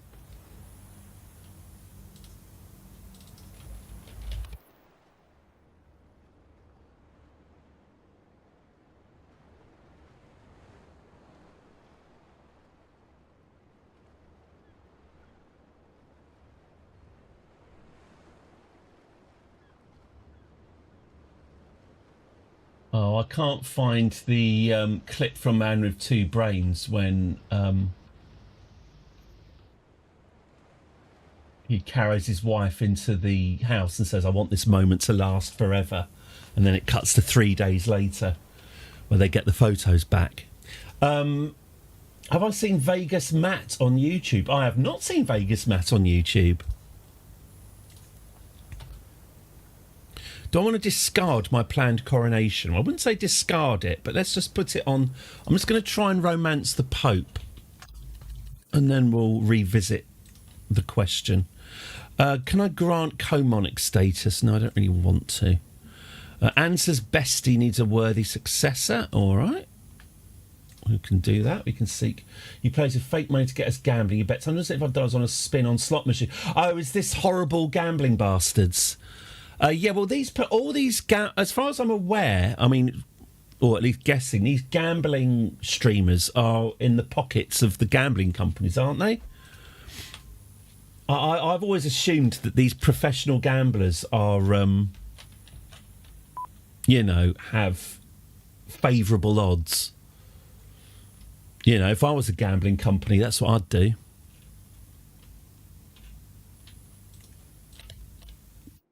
It's fucking disgusting. Sorry about my language. What it is, if you're not... I remember going to, when visiting the US, being really staggered by the amount of drug adverts there are.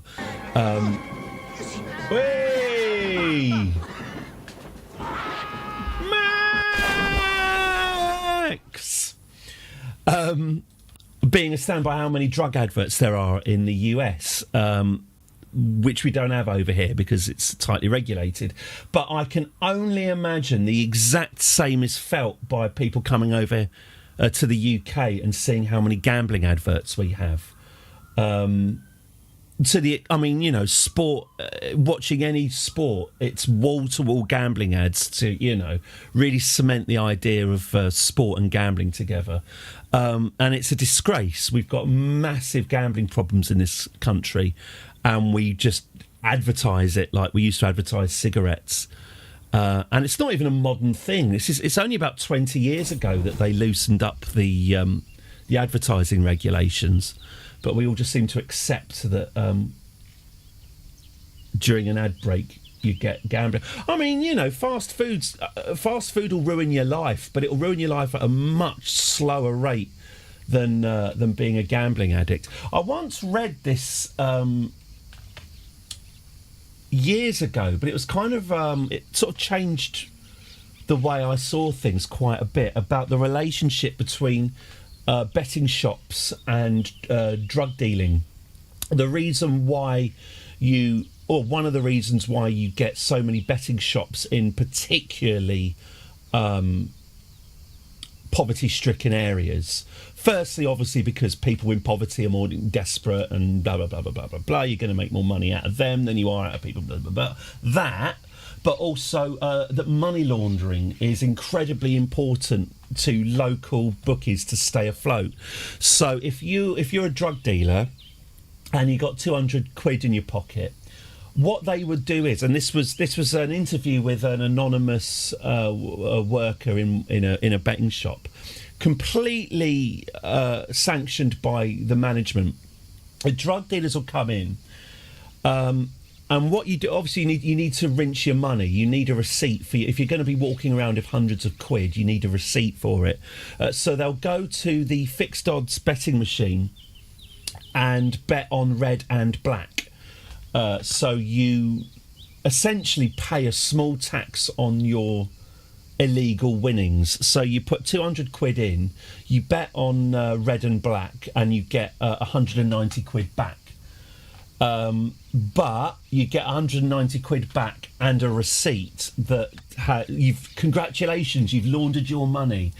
And so not only obviously do the gambling companies take a cut of the laundering money tax that you get when you bet on red and black on a fixed odds betting machine, what almost inevitably happens is that the dealers then get hooked on gambling, because obviously the correct thing to do is to just put the money in, cover all the possibilities and get a smaller amount of money out.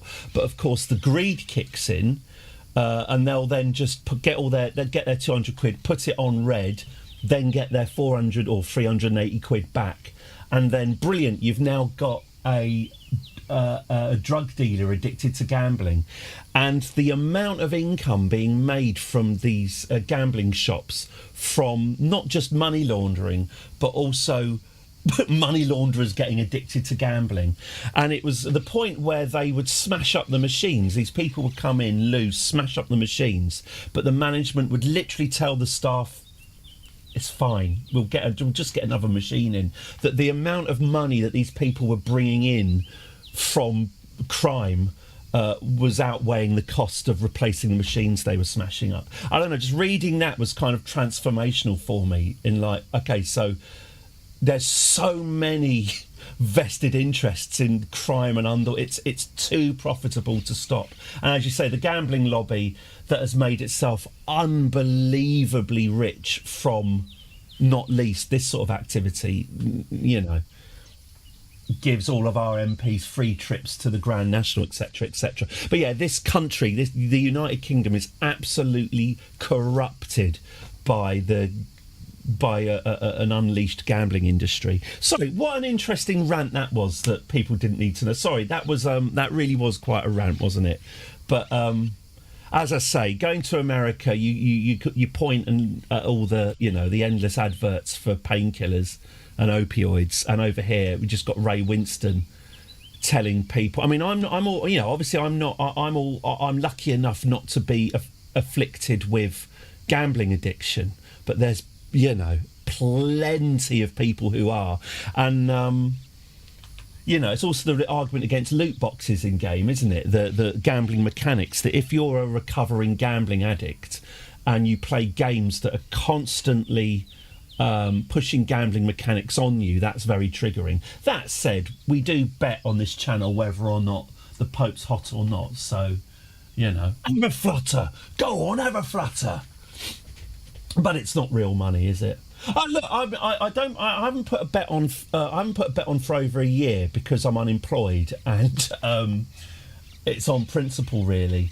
But I put a bet on about 4 or 5 times a year, I would say, on various snooker. I usually put 20 on Ronnie O'Sullivan. Usually he goes, I just wasn't really feeling like playing snooker today, so that's why I lost. So I've definitely lost more money on betting on Ronnie O'Sullivan than not. But I mean, the occasional flutter here and there, but again, I mean,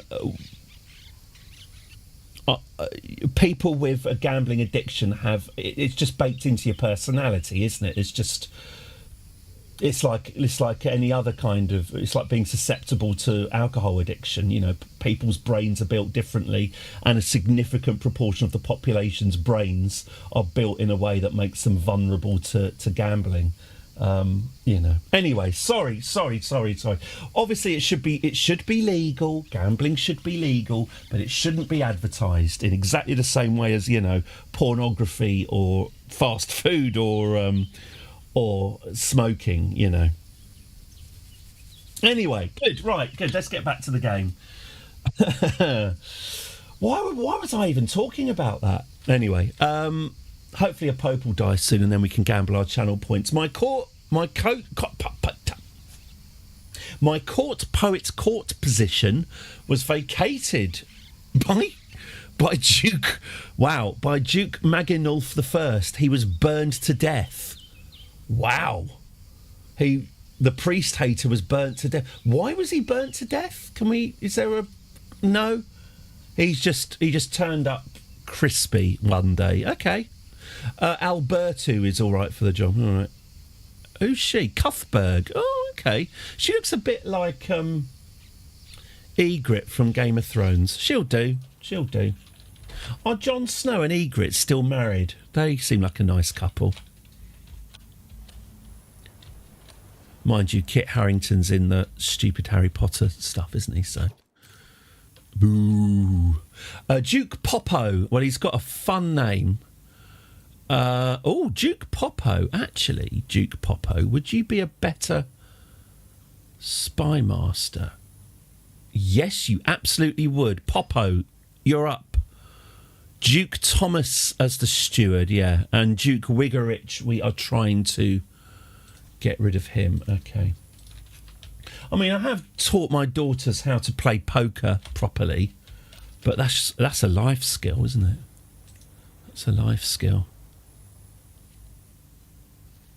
I mean, the thing about poker is at least you're not playing the house when you're playing poker. You are playing, well, if you're playing on in real life, obviously, you're playing other human beings. It's a game. What I have told my kids, if you're ever playing against the house, you will not, in the long term, you will not win.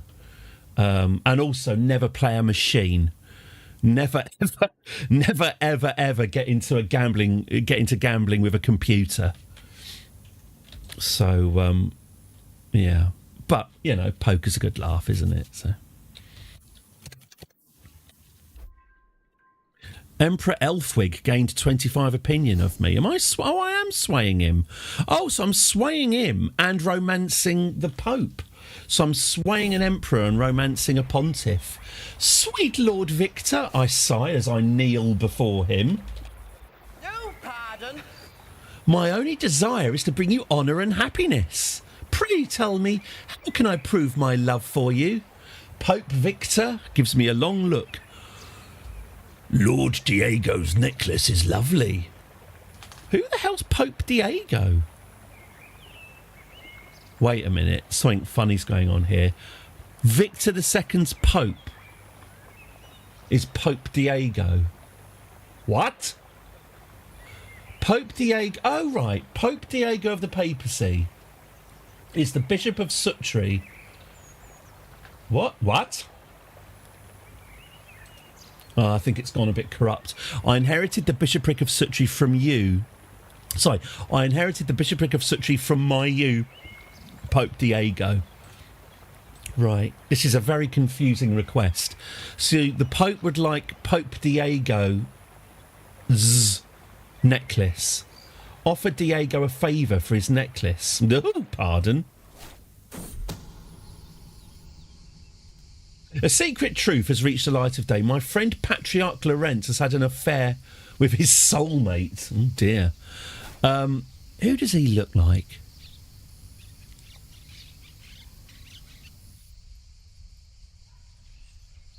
God, he really... I'll remember it in a minute. Yeah, right, my patriarch's had an affair with a lady in prison. What's he been sort of poking it through the bars or something?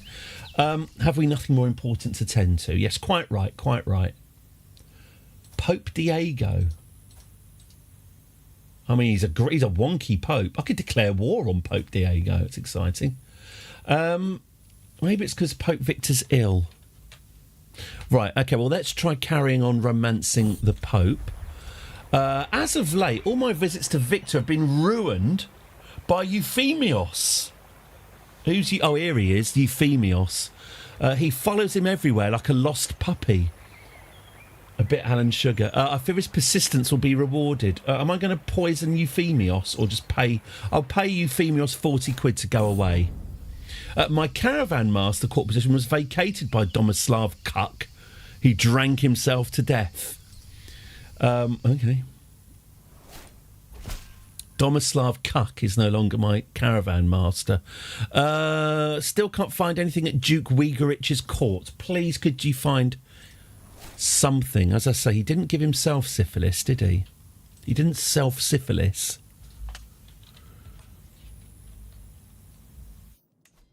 Right. Maybe... By God, Pope Victor is an insufferable buffoon. Have you seen how he narrows his eyes? Ridiculous. Well, Josip, a knight of Pope Victor of the papacy, throws his head back with a wicked laugh, and you can see that happening right there. Victor is still conversing with his friends, but I can tell he heard him. I hate to see him hurt. Vile lies, draw your sword, oaf. Right, pretty good. You should apologise. Tell him to apologise. Diplomacy challenge. Oh, Victor, he couldn't be more wrong. Yeah, just be nice to Victor. That's it. That's it. Butter him right up. I don't suppose he's going to give us an anointment yet, no. He's not very well.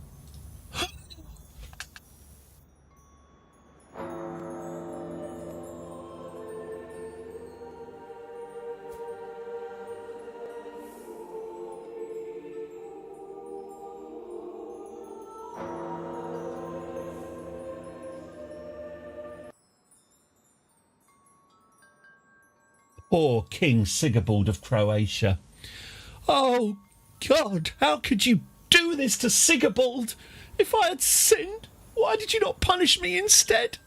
He was blameless, my perfect son. Life had so much more. Poor Sigibald, he has spent, 45 years waiting to become emperor. It's all been laid out for him.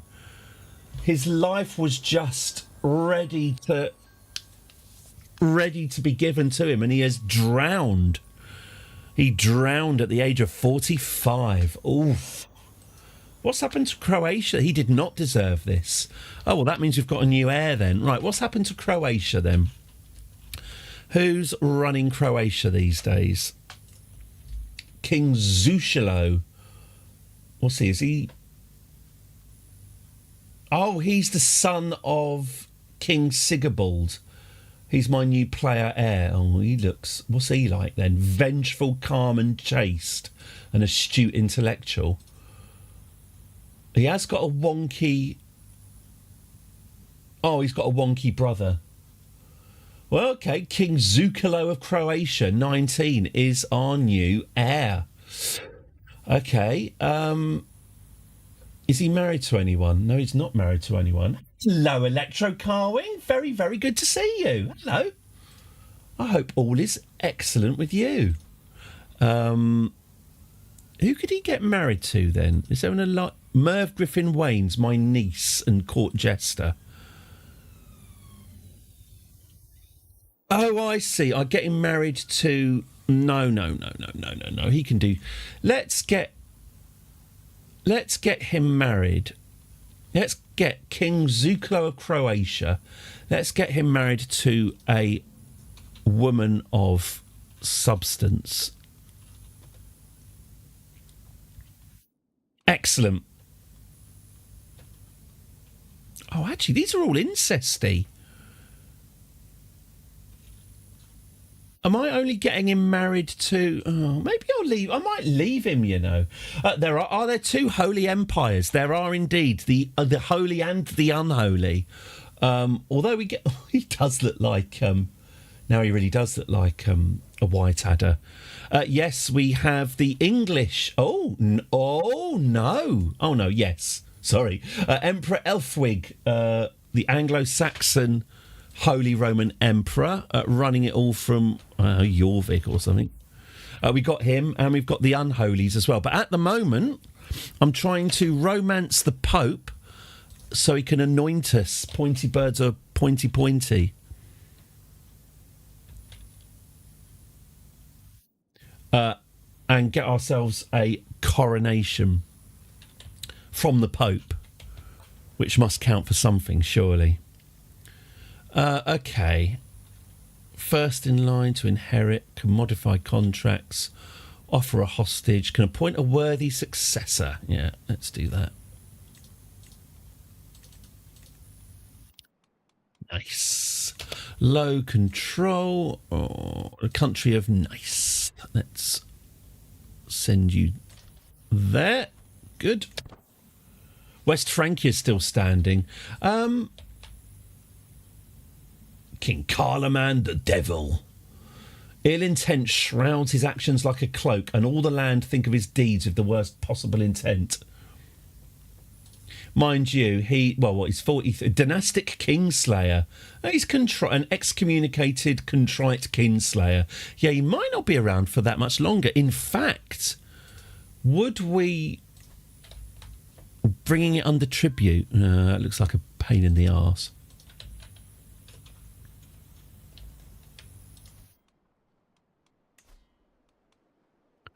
The unholy border raid against the Roman Empire.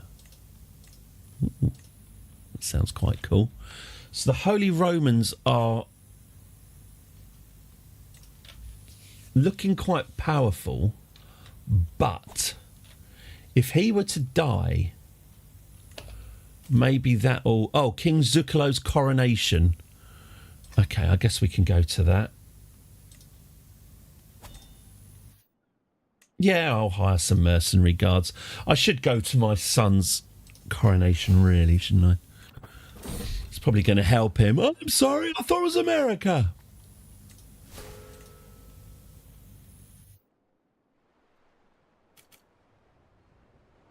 While I'm saving up for my own.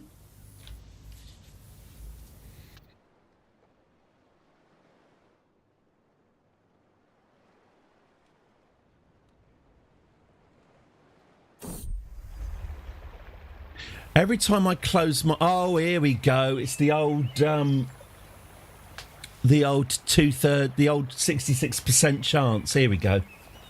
Every time I close my eyes, I see Pope Victor's face. The sight of Victor's chamber window makes my heart stutter. Who's that climbing up the tower? A shady figure. Okay, so there's a shady figure climbing up into Pope Victor's bedroom. My songbird is in danger. I must save him. Ah. Ooh. Ah. Pope Victor wasn't exactly struggling, no. He seems to be truly enjoying himself, together with Cilia Musab, a noblewoman. So, all right, fair enough. He was actually copping off with a woman. Pope Victor loses 10 opinion of me for 5 years. End your scheme to romance Pope Victor. Cilia will rue the day she crossed my path. I wish them nothing but the best, but yeah, that's not going to happen now, is it? Blackmail. Let's blackmail the Pope. We've tried doing this the nice way. Let's do this the nasty way. Let's blackmail him on what we've found. I've gained a hook on him. Good. Now he can anoint me for free. Greetings, Empress Ansa. So it worked out pretty well in the end. You know, I would rather have done it via kissing and perhaps some hand stuff, but compromat works just fine. I genuinely honestly believe that compromat is the reason why the world is in such a terrible state. I honestly think, I don't for a second believe that Trump has a geopolitical, strategic relationship with Vladimir Putin. I honestly think Putin just has footage of Trump shitting on a prostitute's chest. And I think that's exactly what's going to end with. I think that's going to be the exact reason why me and my family are incinerated. Keeping it light on Monday. But yeah, I think the current geopolitical situation is overthought. I honestly think it's just, he shat on someone's chest in a Moscow hotel, and now we're all suffering for it. Go for Occam's razor, isn't it? Just go for the most simple thing. Him and the whole lot of them have all been invited at some point to the Carlton Ritz in Moscow to shit on someone's chest in front of a suspiciously blue-looking mirror. Greetings, Empress Answer of Wayne's Christ. I've considered your request and decided you are worthy of my blessing, the most sacred mark of God's favour for the faithful. Excellent. I await my rightful ascension with bated breath. Sadly, I'm currently at my son's coronation, so I can't, but maybe we can get some tips. Oh, pardon. It's getting quite tiresome now.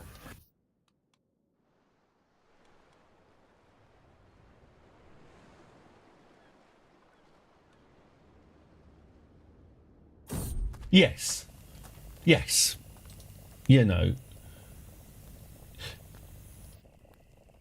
That, our ruling class are people who get given free stuff and they assume they're being given free stuff because they're so awesome and they deserve it. It's the oldest trick in the book, and it still works on these bloody people.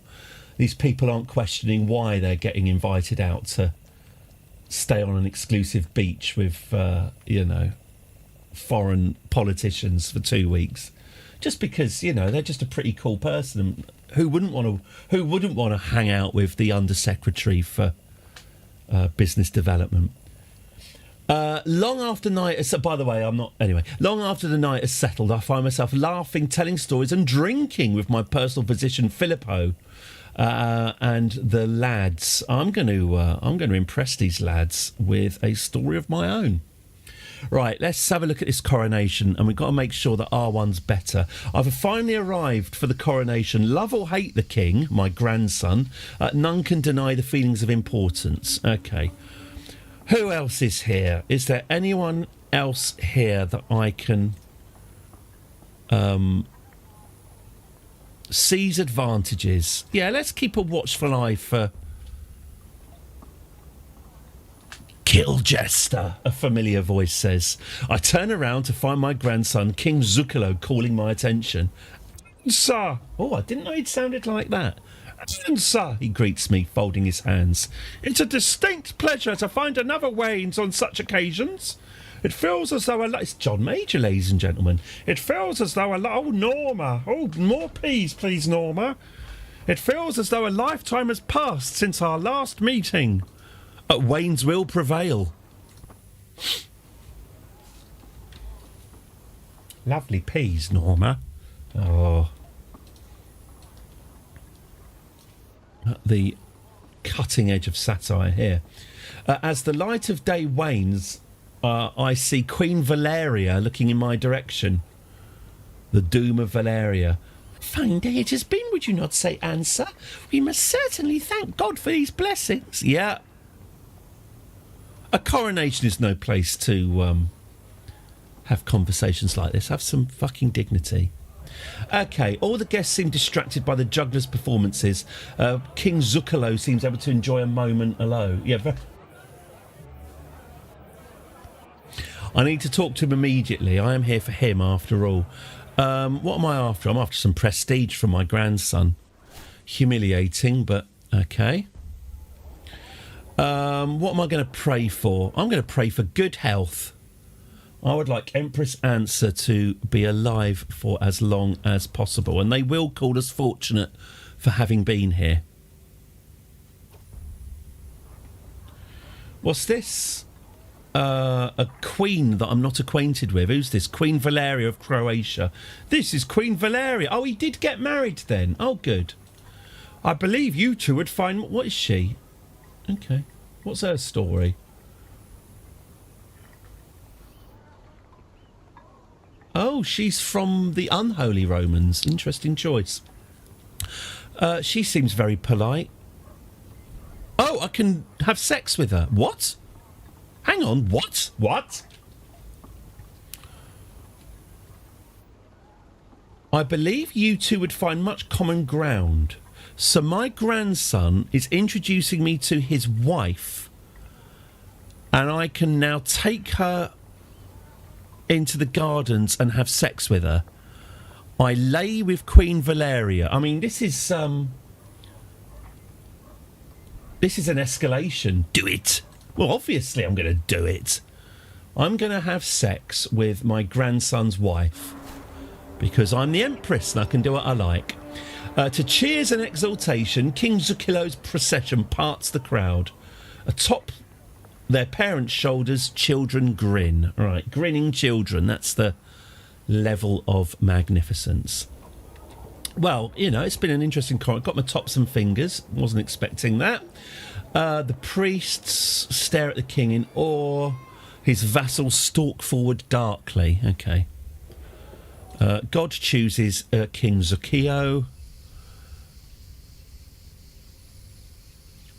Lord God, you are above all kings. To your dominion belong all realms of heaven and earth. Okay, awesome. A glorious day. You know, we've been to coronations before. We know how they work. We'll see if he can live up to expect. I haven't shaved.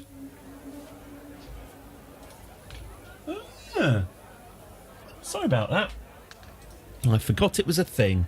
Oh, look, he's playing a big recorder. Show off. What a good evening. Well, I'm glad she's had a nice time at the coronation because now...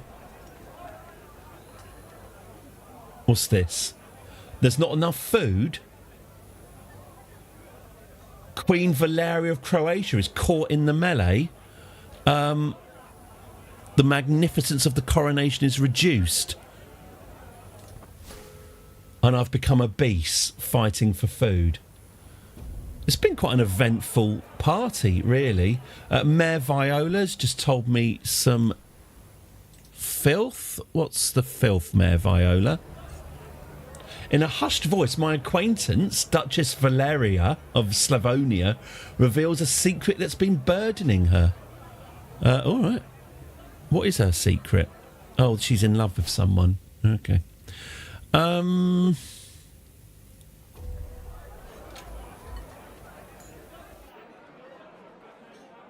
The Great Knight Bernhard, the nice soldier. Oh, fine. Pope Victor's lover. Oh, I can blackmail her. Yes, I will blackmail her while I enjoy the party.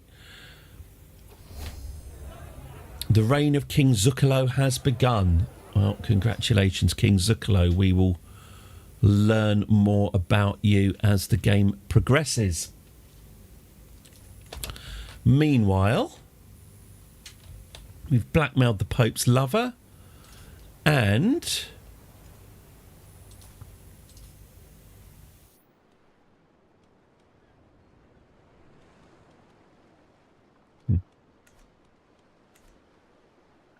back we go across the narrow sea. Please, could you find something on this guy? I can't believe neither him nor his father have done anything blackmail worthy in their entire lives. That's bollocks. I can go inside again. Okay, right. Let's arrange our own coronation. It's taken long enough, hasn't it? There we go. Vaticano. Maximum. Start coronation. You must not be travelling. I'm not travelling. Oh, Pope Victor is currently having a feast. I've got to wait for Pope Victor to not be having a feast anymore before I get a coronation. This is unacceptable. So I've got to wait, literally just wait for this guy to get home. Oh, he is at home. He's just eating.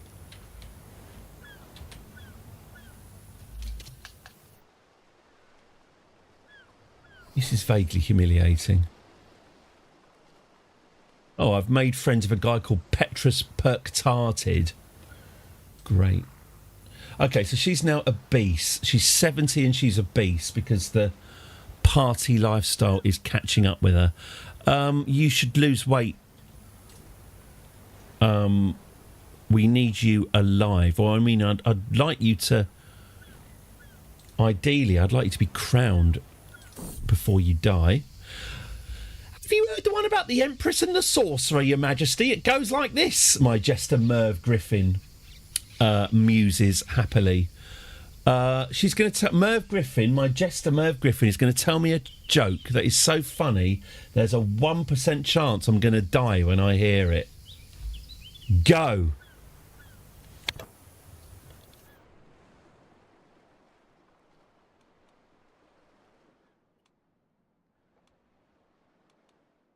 Would you take those odds? Right, what's the Pope doing? Is he? No, he's still having a feast. Still feasting. Good one. The Killing Joke should happen one day. It has happened. I think in one of my. If it didn't happen online, it's happened during one of my private sessions. Has he not finished eating yet? I can't believe I'm waiting for this guy to fill his face before I get... There, he's back. He's back in the office. Okay, let's grab him before he goes out again. Coronation. Plan the coronation. Yep, anoint pointy birds in the Vatican with maximum ceremony. Yes. Impress the attendees. Head of faith. Yep. Start the coronation. Here we go. Here we go. Let's journey.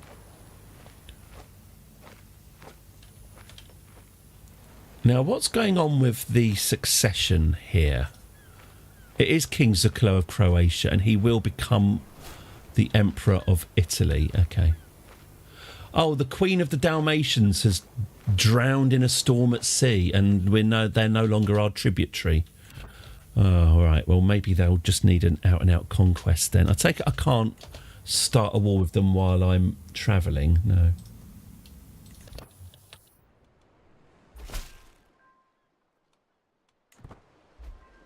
Please find me some dirt. The Holy Roman Emperor thinks I'm cool. I'm not quite sure why I'm swaying him, actually, but there we go. At a distance, the city of Rome is a forest of towers and a maze of stone buildings. As we approach, the scenery shifts. Ruins of monuments, walls and ancient churches coexist with farms and grazing animals. Study these remarkable buildings. I will not waste any time in this place. But I ain't spending any time on it. No, I'll study the remarkable buildings. There's no hurry. I'll learn some lessons on fortifications. Here we go. We've arrived at the Vatican for the coronation. The air buzzes of anticipation. It dawns on me I'm finally to be crowned Empress of Wayne's Christ. Until now, I've been illegitimate, nothing more than a pretender. Here we are. It's the coronation of the century. Let's have a look. Available dynasty legacy. Yeah, we will increase that. Now, I'm going to get rid of these pikemen because I've got 2 lots of pikemen and I don't need 2 lots of pikemen. Let's get some armoured footmen instead. Shit bollocks. That was very stupid and I've just wasted a load of money doing that. Okay, that was a terrible mistake. Let's pretend that didn't happen. Focus on the coronation.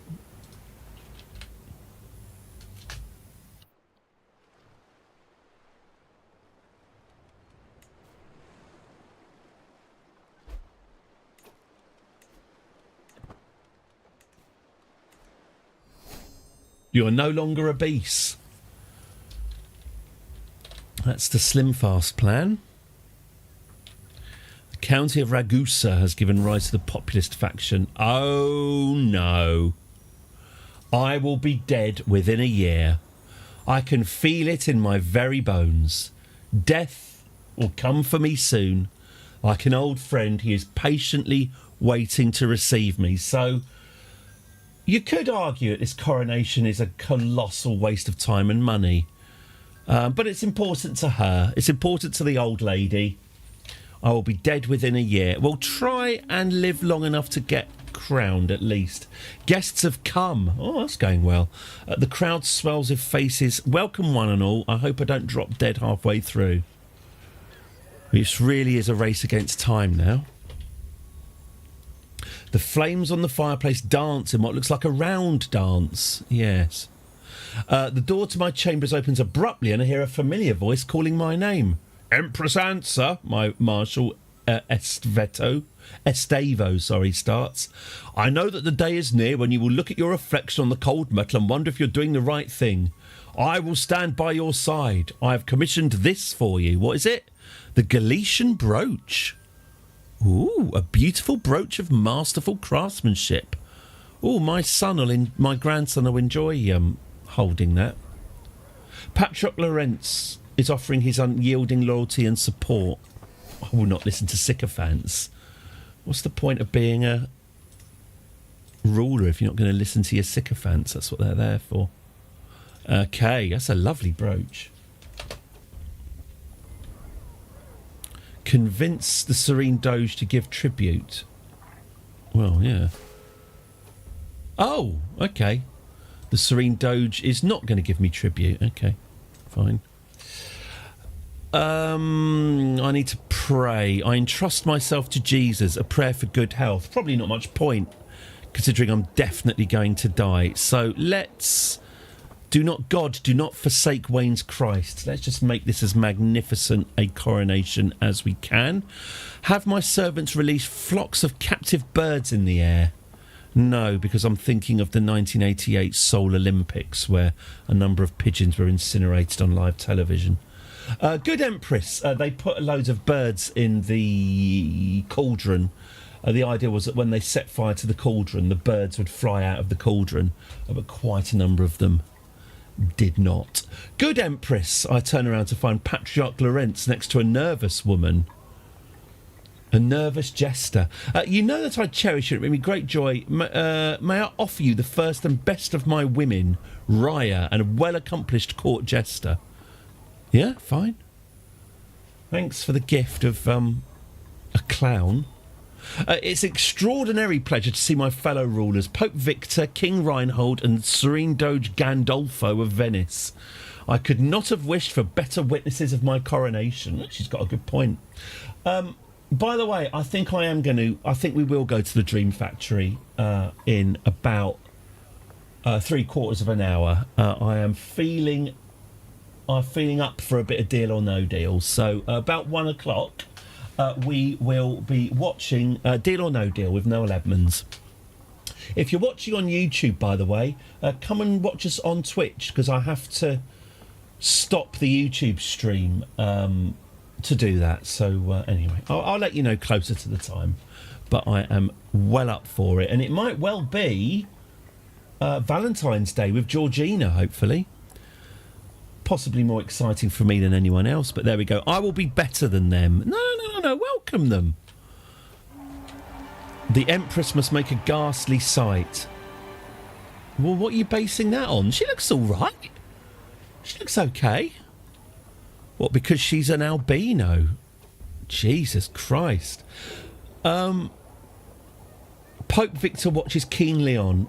I'm held in contempt by these petty despots. I don't think you are. I think he thinks... Hang on. Lawrence thinks we're great. Servant of God, do you repent your... He's such a hot pope. Do you repent your manifold sins? Twist the customary answer in my favour. You gain exploiting the clergy. Yeah.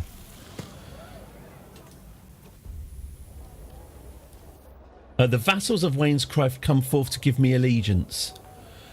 As they come, I ponder on the breaths bearing the word Empress. I feel neither the strain of love nor the tinge of loyalty. I think you're a little bit needy there, to be honest with you. Beyond the church, the waiting crowds are singing Kyrie eleison on my behalf. Kyrie eleison, Lord have mercy on me, is a Christian prayer of multifarious uses. It is sung at coronations, the inaugurations of popes, and it is used by the Byzantine forces as a battle cry. I am honoured. Let's boost our health for what it's worth. Carried forth in solemnity, the icons of Italian rule and the crowns I am to bear. Is my beloved Lombard crown to be endowed forever to Wayne's Christ, or instead the crown of the unholy Roman Empire? Yeah, that one. That one. The unholy Roman Empire crown will be ours forevermore. Just scratch out whatever name's already on it and carve mine in. My skin shines with the very approval of God, and the crown is placed atop my brow. What are my promises? I can promise whatever the hell I like, because I'm going to die. I'll prepare the air. Yeah, go on then. I swear to prepare the air, and at long last, some food. Good. What's going on? My cousin Duke Theodo, with a spineless tone, he proclaims he sees an empress so serene, few can claim as many adoring subjects, even if some would question the wisdom of my decisions. Yeah, my reign will be implacable, mate. Please, could you find some dirt on him? King Reinhold has carelessly revealed... What's he revealed? That he is gay. That's fine, King Reinhold. I will not be holding that against you. In fact, King Reinhold, he's become my friend. Let's pray for the unholy Roman Empire. What? Oh, the pox is rampant in the unholy... Oh, it'll never come here. I wouldn't worry about it. May we have many fine moments to come. Yeah. Now, can I live long enough... Whoa, that's close. That's a close up I'm not that happy about. We're too close. Oh, bless her. Patriarch Lorenz says that we can call a hunt after the feast, make it special for our new empress, the Empress's Hunt. All right. I'll be far too busy. Yeah, I'll be far too busy for hunting. What was it all for? My legitimacy and prestige was what it was all for, I think you'll find. My reign has begun, and that's the coronation finished. Right, now, officially, the Empress of Italia. Also, she's about to die. So, Mr. We've got prestige now. We need to spend this prestige immediately. Otherwise, we'll lose it. Now, we're not going to start a new faith, but can we reform our culture and make women... We do not have... Oh, equal. We do not have the equal law. Now, can we add the equal law to our culture?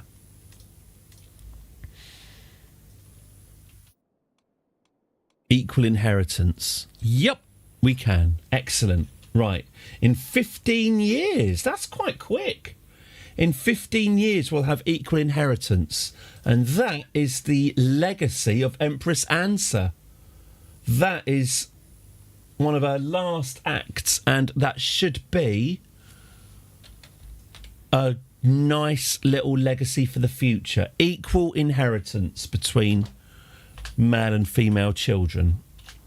Baby steps, but we're getting there. Okay. Have some food, child. My head of faith, Pope Victor, would like to grant a claim on the Duchy of Austria. Really? I'll accept a claim on Austria. You could maybe do it in the Pillar of the Culture. Let's have a look. Yeah, one of our traditions, equal inheritance, to be established in 15 years. I mean, she's not going to live long enough to do any more reforms. What we do... Oh, yeah, royal prerogative is the other one we need to be looking at. 17 years on that, and then once we've got the royal prerogative, then we can upgrade our politics. Confederate partition, and we still can't yeah, well, okay. Gender law, male preference, well, that will be equal once we get that. Okay, good. All right, well, she'd better live the rest of her life what time she's got left. You've decided to recognise my claim on the Duchy of Austria. Is it worth us attacking Austria right now, then? Is it the King of Bavaria, my claims, the Duchy of Austria? It's a bit of a shame, because we are friendly with him, but also we're going to die anyway, so... Oh, sod it. What do you think, Mr. Patton? End Empress's answer's long life with a war against one of her best friends? Mr. Patton, what do you think of the idea of a war now? I mean, that's what I said. I'll take that as a yes. Blimey. That's it, Chris. It's war. War has broken out. It didn't have to end this way. That's it. Yes, it's war. Her reign didn't have to end this way. She could have ended it in peace, but, well, we are where we are. Okay, so we've got armoured footmen, pikemen and onagers. Oh, we'll need some bowmen then in that case, won't we? Let's get some bowmen involved. Okay. Should we call some allies to war? Because we might as well spend... Let's call house members and allies. We might as well spend all of our prestige now because, well, we're going to die. Okay, let's get the armies raised and let's take Austria. Right next door, very convenient.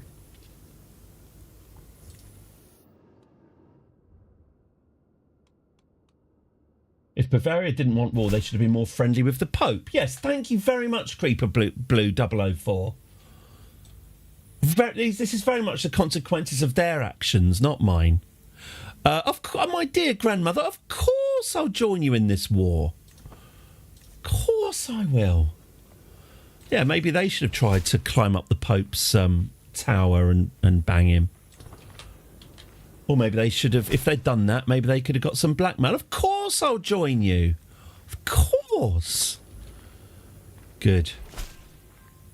Of course. Excellent.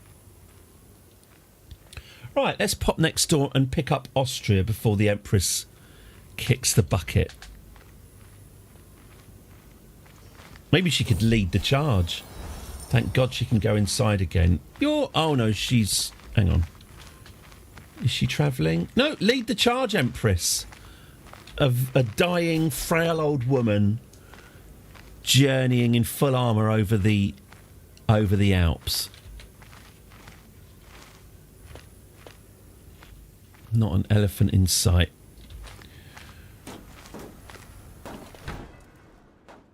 Right. Right. What does the King of Bavaria think of all this? Oh, he's disappointed, but he still digs us. So that's something.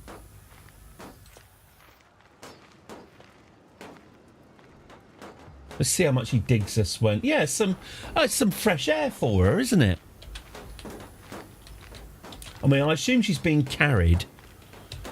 We're in some sort of gravelly mountain path, carried litter sort of situation. And now she's masterminding a siege. Now she's masterminding a full-on assault.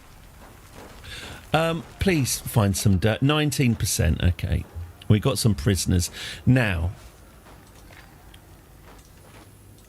who have we got here? Wiltred Robertine Balzano, sorry. I like your name, but you're not particularly useful. Chudos. Oh, yeah, you've been here forever as well, haven't you, Chudos? Yeah, you're not high-value prisoners. Let's move on.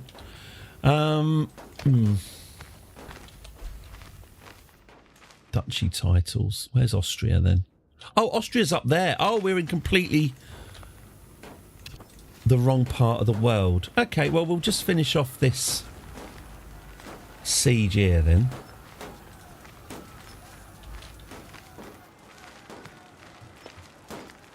And then we'll head up to Austria.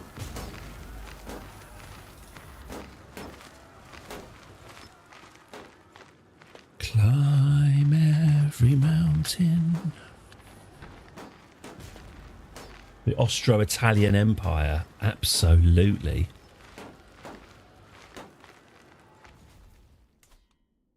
Oh, poor King Reinhold. He looks really nice. He does look sadder than he did. An aggressive attacker, apparently.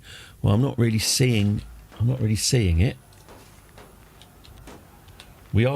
This army is being commanded by an ancient dying old lady. Needs help going to the toilet. Hello, Moosaurus. We got. Oh.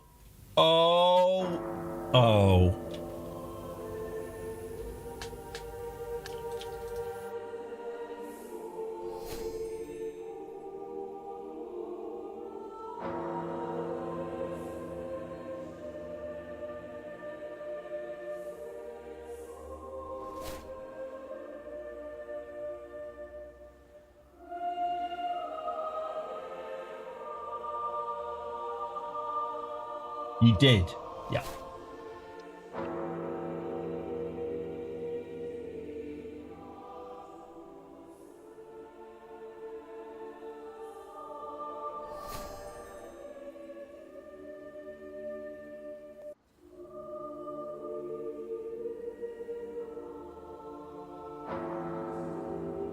No answer.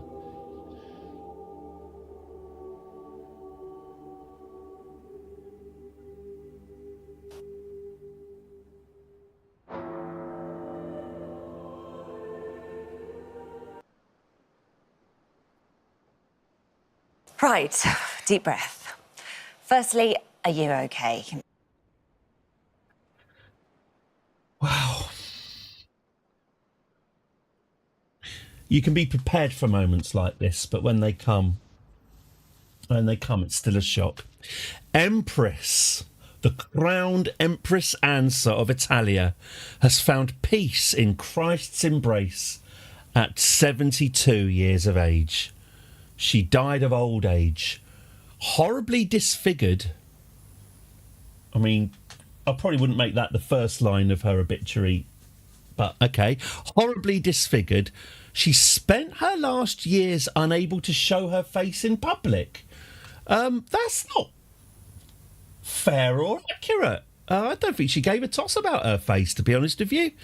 Empress Ansa, 72 years old. She played for 46 years.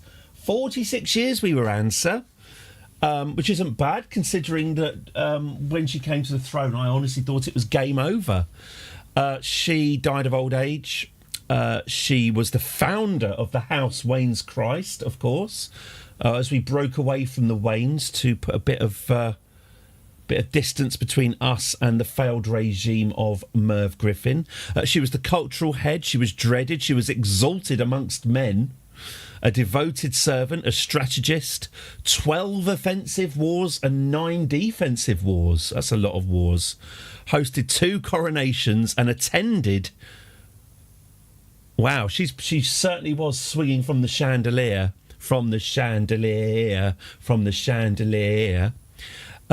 She attended 7 coronations, 3 feasts, 2 hunts. Sorry, I went a bit Jamie Oliver there.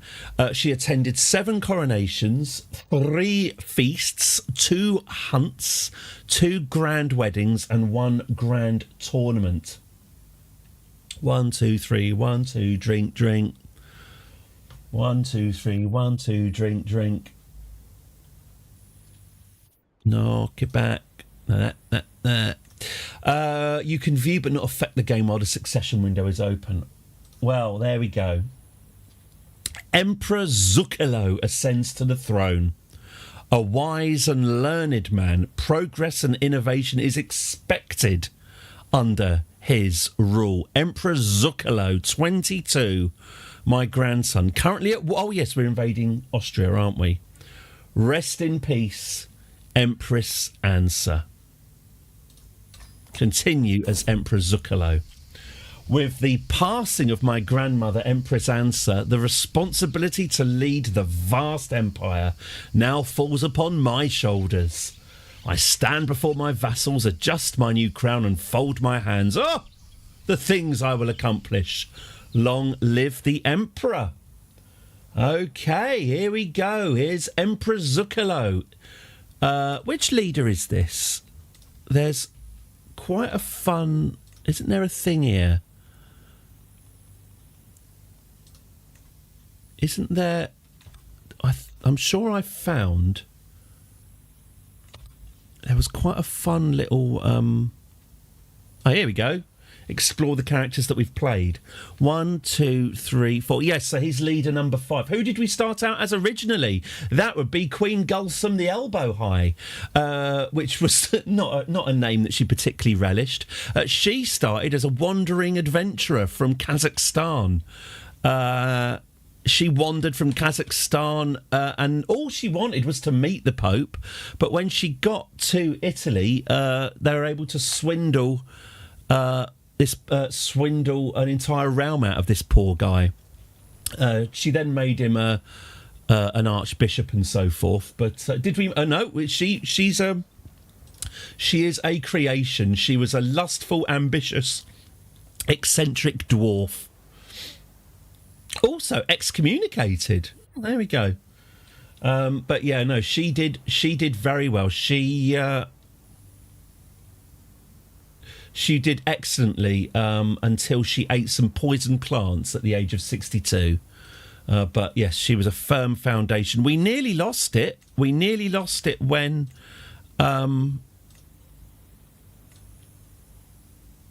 the 6 years of Queen Merv Griffin, which was going fantastically well until she tried to lock up her marshal and she got dethroned. And then her sister Ansa was placed on the throne ahead of her. And as we can see, Ansa has been around for 46 years. So here we go. The new era begins. Emperor Zuccolo, 22. Right, what's his deal? He's a learned man, is he? Okay, well, should we go for theology? Because I'm starting to think maybe we can think about starting our own religion and liberalising this stuffy old church. Okay, so he's a holy man. Let's give him a makeover. I'm quite fond of that beard. I'm inclined to keep the beard. I quite like the braids, actually, if I'm honest with you. Okay, let's get him undressed. Get rid of the cloak. Trousers off, please. Thank you. Let's have a look at his clothes. All right, so Emperor, you say? I mean, that's pretty awesome, but a bit of cultural appropriation going on there. I guess if he's a holy man, yeah, some sort of... I do quite like that blue. What if we were to make his hair? A bit more on the... Yeah. That's not bad. Not a bad look, is it? Okay. Okay, what about a cloak? A blue cloak. Oh, I quite like the whole blue thing's nice. Maybe the hair...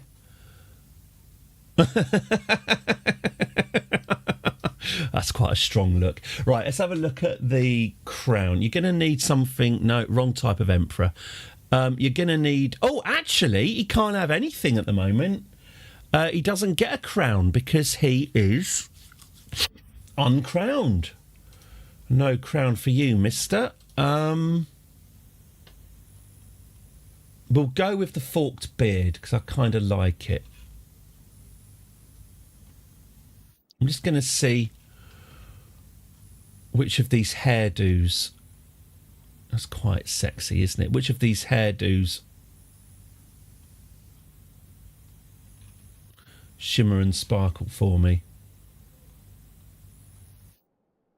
I think we should just go with this one, you know.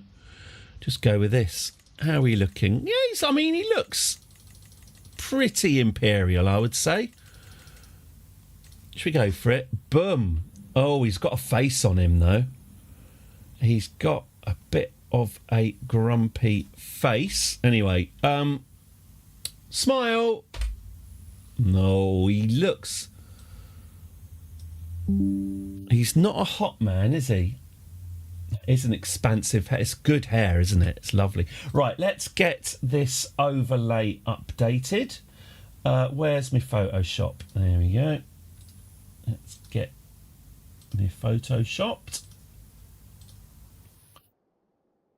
Boom. Oh, I'm still in my... He does look like Roger Allam. He reminds me of someone else as well. Right, let's get him... He reminds me of... He plays the baddie in the James Mason film Journey to the Centre of the Earth. He's Baron von Bastard in that. He looks like him. Hang on, where's Baron von Bastard in Journey to the Centre of the Earth? Baron Journey Centre Earth. He kills Gertrude the duck.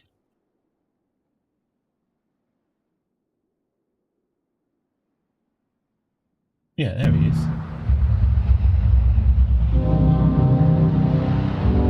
I know you can't see.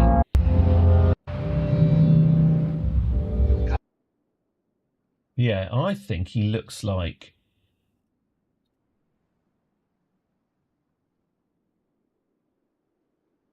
I think he looks like this git. To ask me why I didn't take my rest period. I don't sleep. I hate those little slices of death.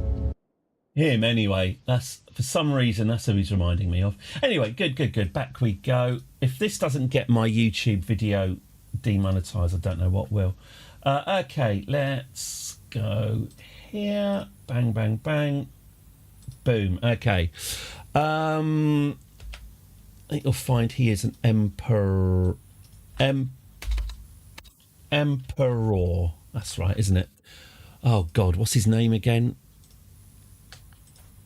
Zuccolo. It's a pretty good. It's a pretty cool name, to be fair. Zuccolo.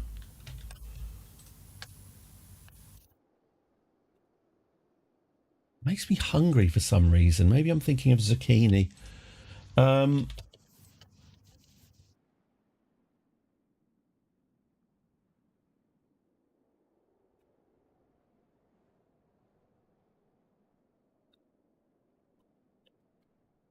While I'm here, because I keep forgetting. Oh, hang on. All right, have a lovely time.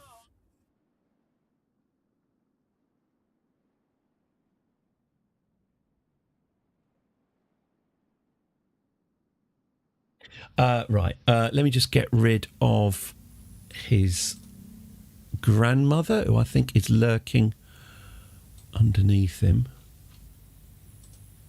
Yeah, there we go. I'm also just going to grab the Wayne's Christ. I'm just grabbing the Wayne's Christ coat of arms. There we go. Let's grab that and put that on the side. There we go. Let's put that... Where's that going to go?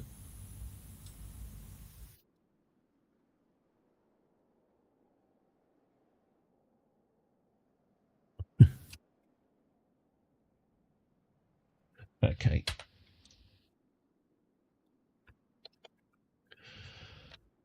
I'm gonna swing on the chandelier, on the chandelier. Okay. I'm gonna swing like tomorrow doesn't exist. like it doesn't exist.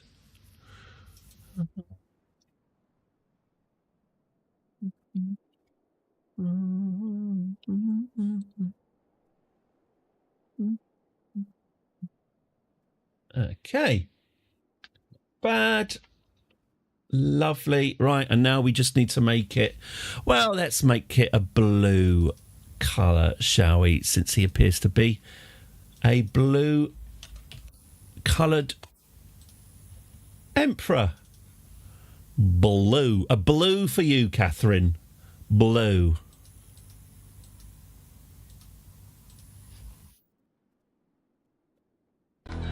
A blue for you, Catherine.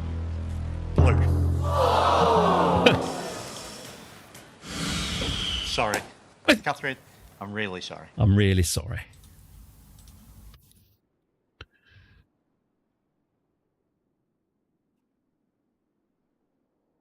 A blue for you, Catherine. Blue.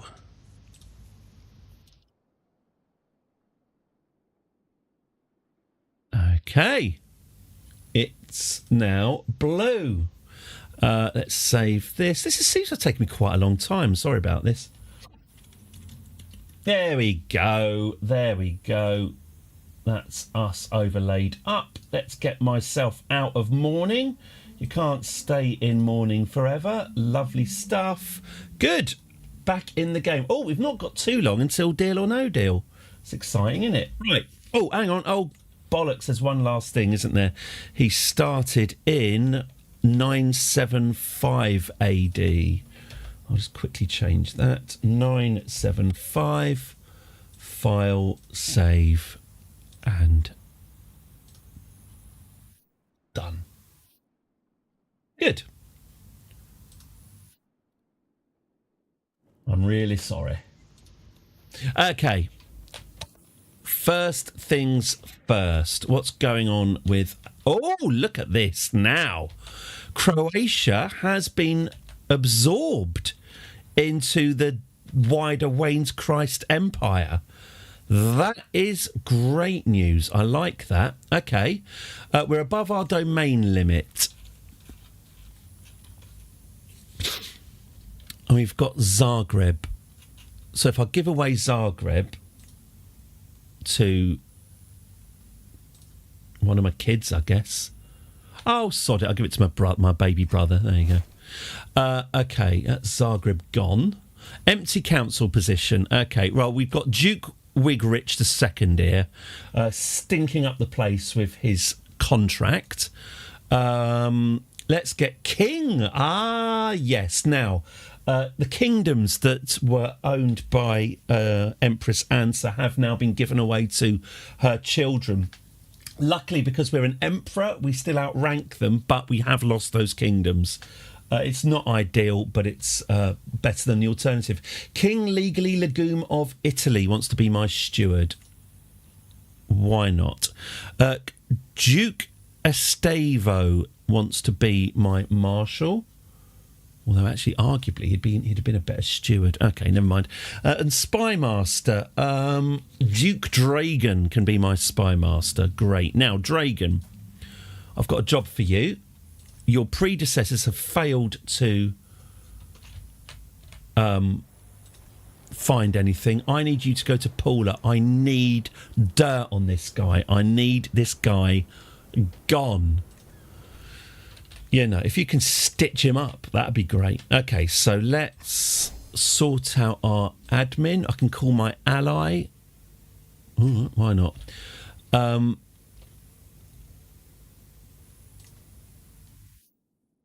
It's fuck. Sorry about the swearing.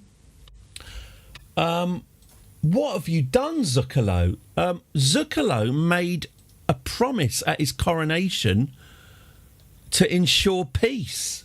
He's going for the FIFA Peace Prize. It's time to lay down our weapons and savour an age of peace. What do you think about that, Mr. Patton? What do you think of the idea of a war now? I'll take that as a yes. See, look, he couldn't disagree anymore.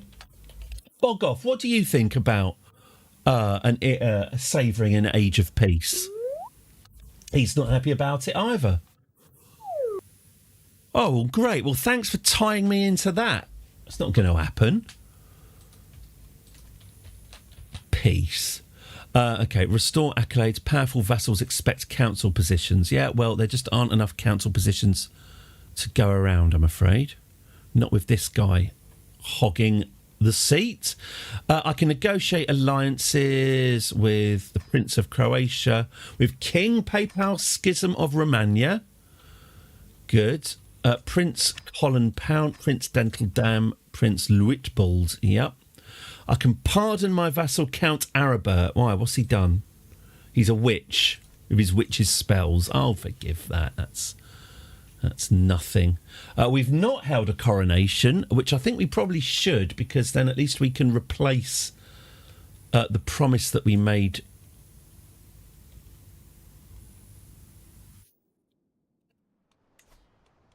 We can replace the promise that we made with a more war-y one. And you can increase control there. Okay, good. We're losing a vast amount of money. We're losing 30 gold pieces a month. That would be this war for Austria that we've inherited from our dear grandmother. I can designate a guardian for my hostage and it will convert his culture. Yeah. Okay.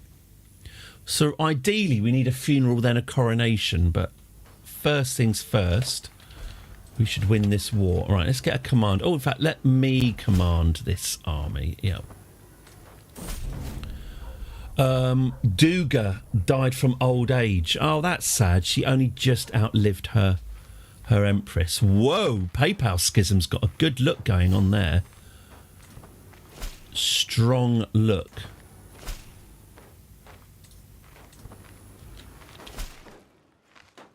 I'm kind of honoured. Okay. I'm going to have to put Noel Edmonds on in a minute, aren't I?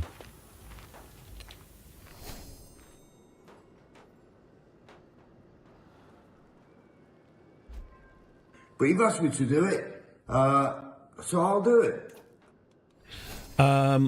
I mean, I know you haven't asked. Okay, Austria. That would be this bit. Okay, let's move into Austria then. Up we go. My vassal Duke Ridderich. Oh, this prick created the independence faction against me. Well, you know what, arsehole? Ooh. We've got a lot of men-at-arms. Look at that. Blimey. Unraised soldiers, 219. Wow, we do have a lot of men-at-arms. That's why it's so bloody expensive. Okay. We've got to have faith.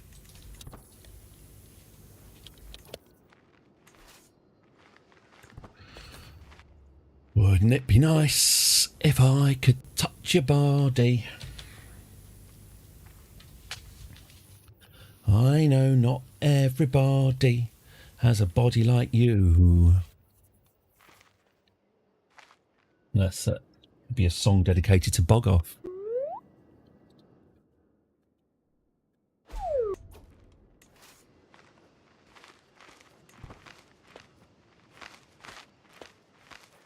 Before you throw my heart back on the floor, boom, ba-dum, ba-dum.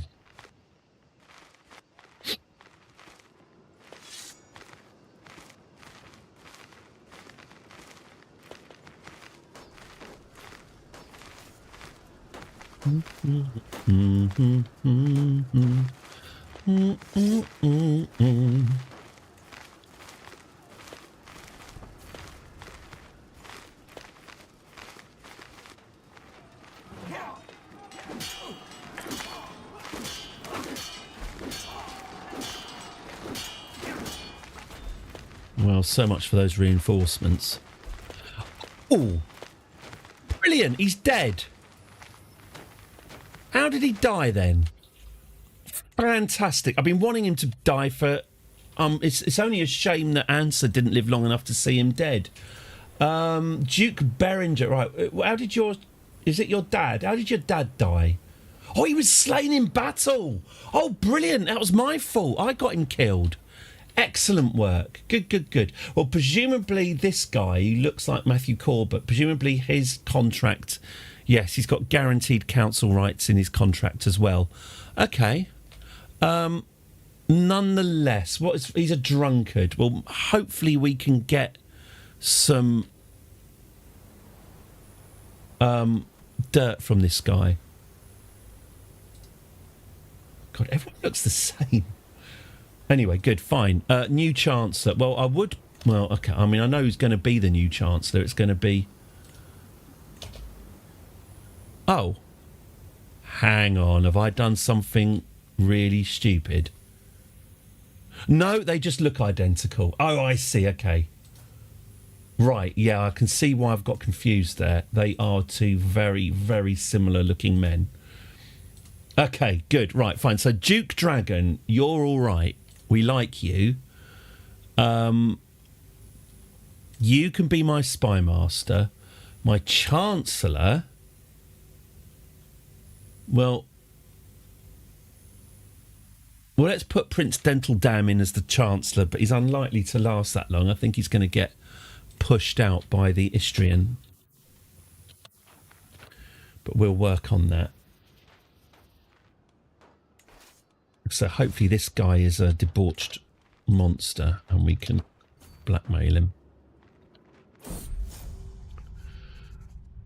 With my hostage's inheritance of Oh! He looks like a Vorta. He looks like Wayoon from my scaly little hostage who's been living in my house is now the King of England. He will soon depart to take his throne in Hampshire. Blimey. So what's happening with England then? Hey, is he... Okay. Oh, I see. So Kaiser Meginhard... Whoa. Kaiser Meginhard of the Holy Roman Empire is the emperor, but the King of England is my scaly little lad. There he is. Well, I'm very pleased for him. He's done well. Good for him. Hopefully he might be an ally of ours as well. Anyway, where were we? Oh, yes, Austria.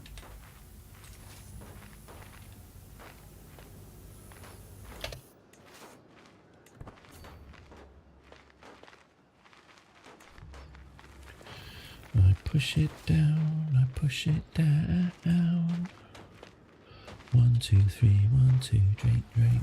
1, 2, 3, 1, 2, drink, drink.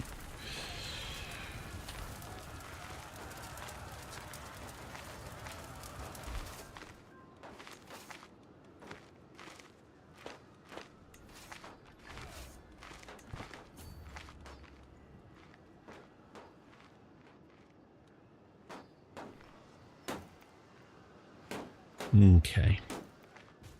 I do feel bad about the Bavarians. We have betrayed them, but the Pope did offer us Austria. I couldn't really turn it down.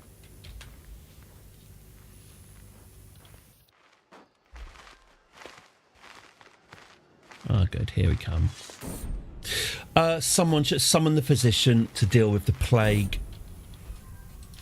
Quite frankly. But I ain't spending any time on it. Desperate measures, if you would be so kind. Thank you. Okay. The Battle of Carnton. Are you a Battle of Carnton or a Battle of Canton? Wonderful. Well done, Desperate Measures. Let that be a lesson to history.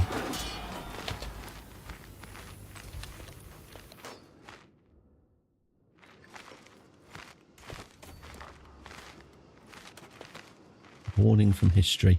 Okay. Where's he going?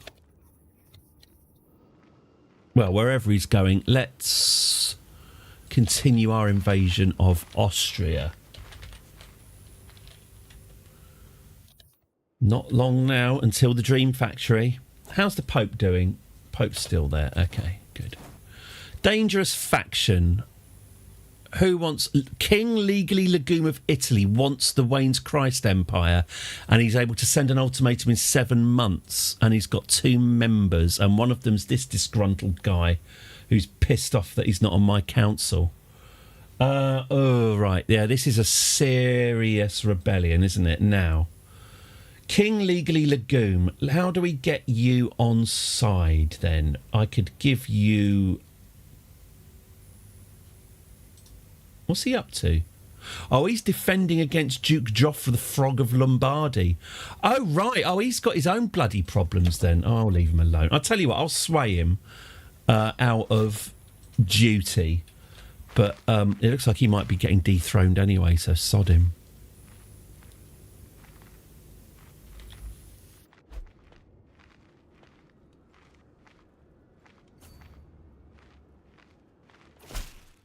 Guest Resenter has died of typhus. The city of Amalfi. Oh, okay. Cool. I've got some religious types moving into Amalfi. They should be... Oh, actually, does that mean I've got some holy orders I can sick on these Austrians? No, because they're good, God-fearing Catholics. Okay, fine.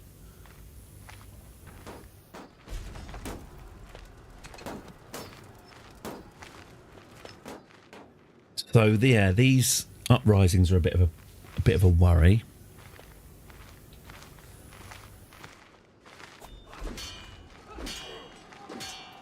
King PayPal Schism's coronation. Well, I guess we should go to that sort of thing. It's the sort of thing we should be attending. All right, fine. Chance to ingratiate ourselves with our vassals.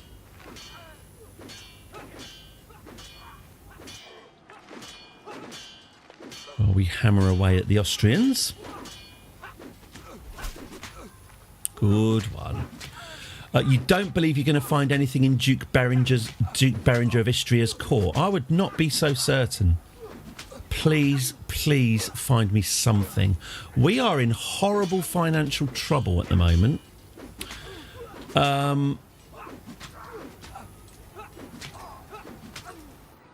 Yeah, we can't really sustain this level of warfare because it's going to impoverish us. I wonder if I should dismantle these men-at-arms. What? Let's get rid of them. Armoured footmen, pikemen, onagers. Okay. We don't need double pikemen. Go. We don't need a double... We don't need the house guard either. Get rid of them. Okay.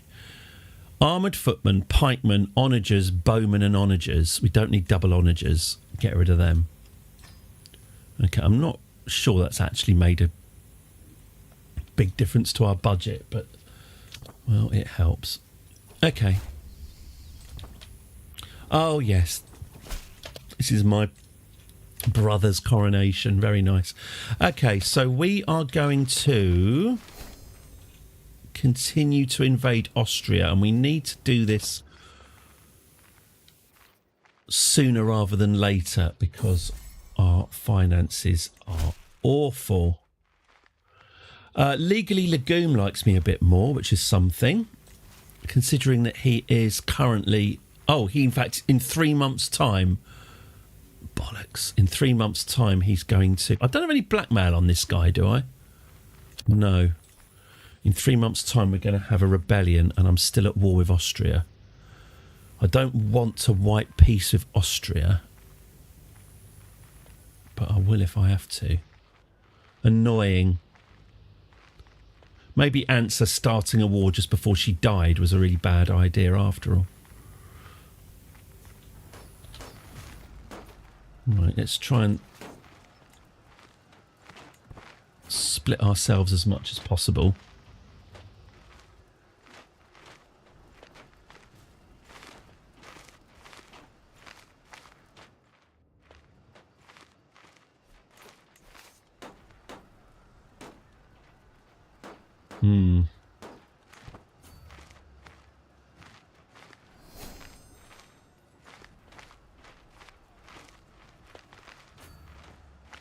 Like tomorrow doesn't exist.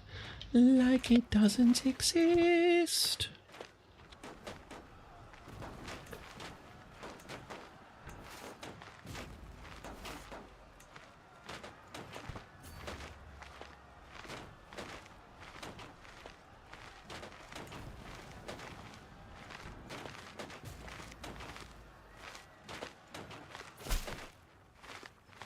Oh, here we go.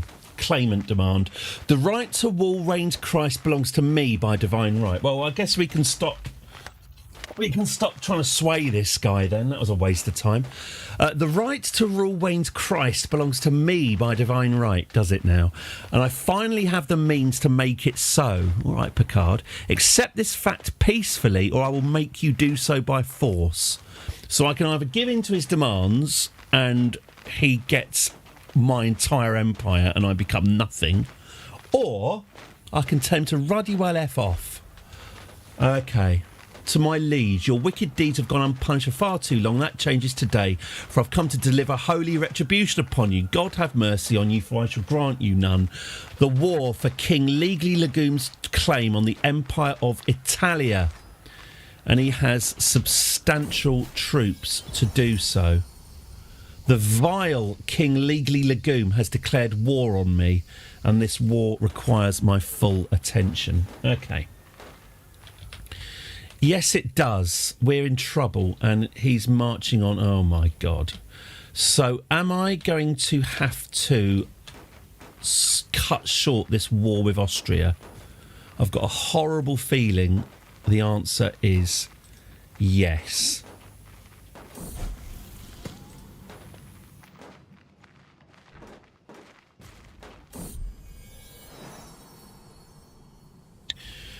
What's my dog called? Ian the dog. There we go.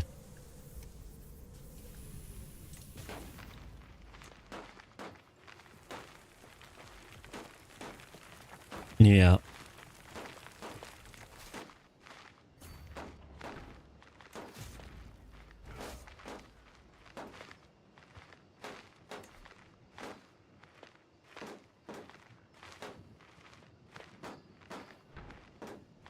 Oh, I tell you what I should be doing. Oh, my gosh. I should be getting every single one of my allies and house members to help me with this Legally Legume war.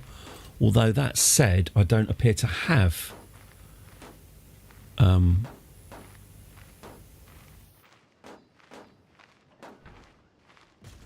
don't appear to have that many allies.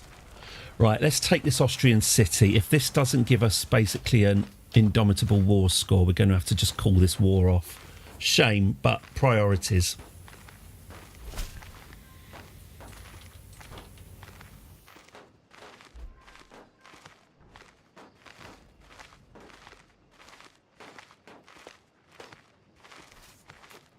%. No, that's not good enough. Okay, let's call off this Austrian war. Otherwise, this is gonna go horribly, horribly wrong. Let's prisoners. How much are you worth? Nothing. All right, fine. Austria. I'm really sorry about. Can I just have a kid at least? Thanks. I've got a kid out of it. I've got access to children. I've got your kids. I've got your kids, Dan.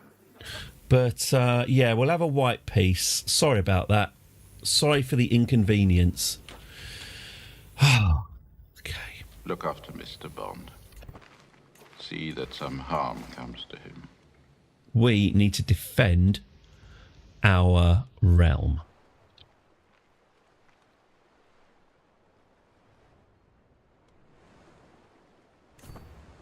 Let's take it home.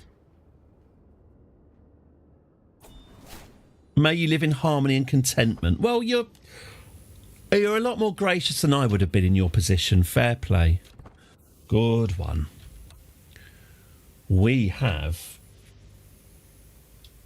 bigger fish to fry, unfortunately. I can ask my head of faith for gold. Yes, please. Jesus Christ, yes, I need some gold. Jesus Christ be praised. Thank you very much. We're still losing a lot of money. My armies are expensive. Well, expensive they may be, but we still need them. Okay. Here come the forces of Legume. 4,800, and we've only got... Oh, God, we really don't have that many ourselves. Okay, let's get our forces into our territory and see if we can recharge.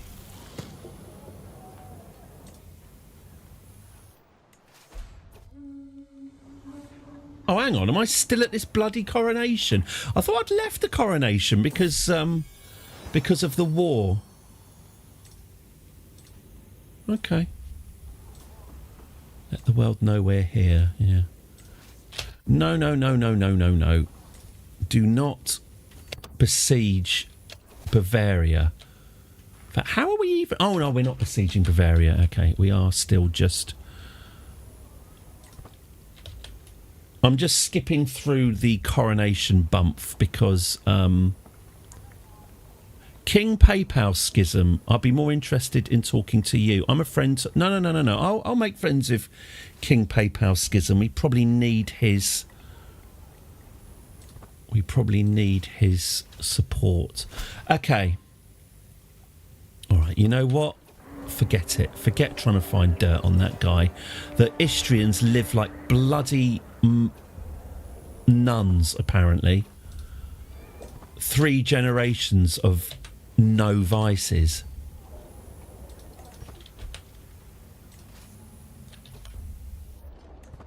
Okay. Good. Great coronation. We enjoyed that. Now...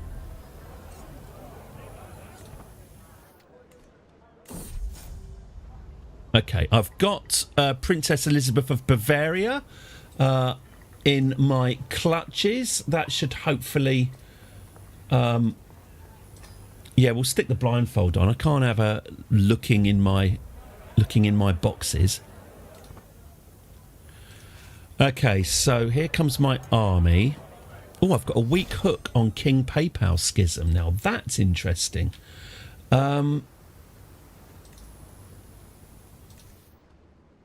Because he got drunk.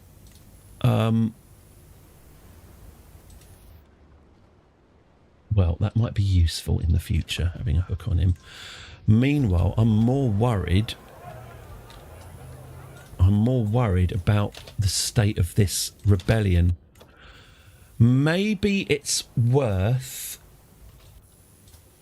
Princess Gartha, my daughter, can we marry her matrilineally?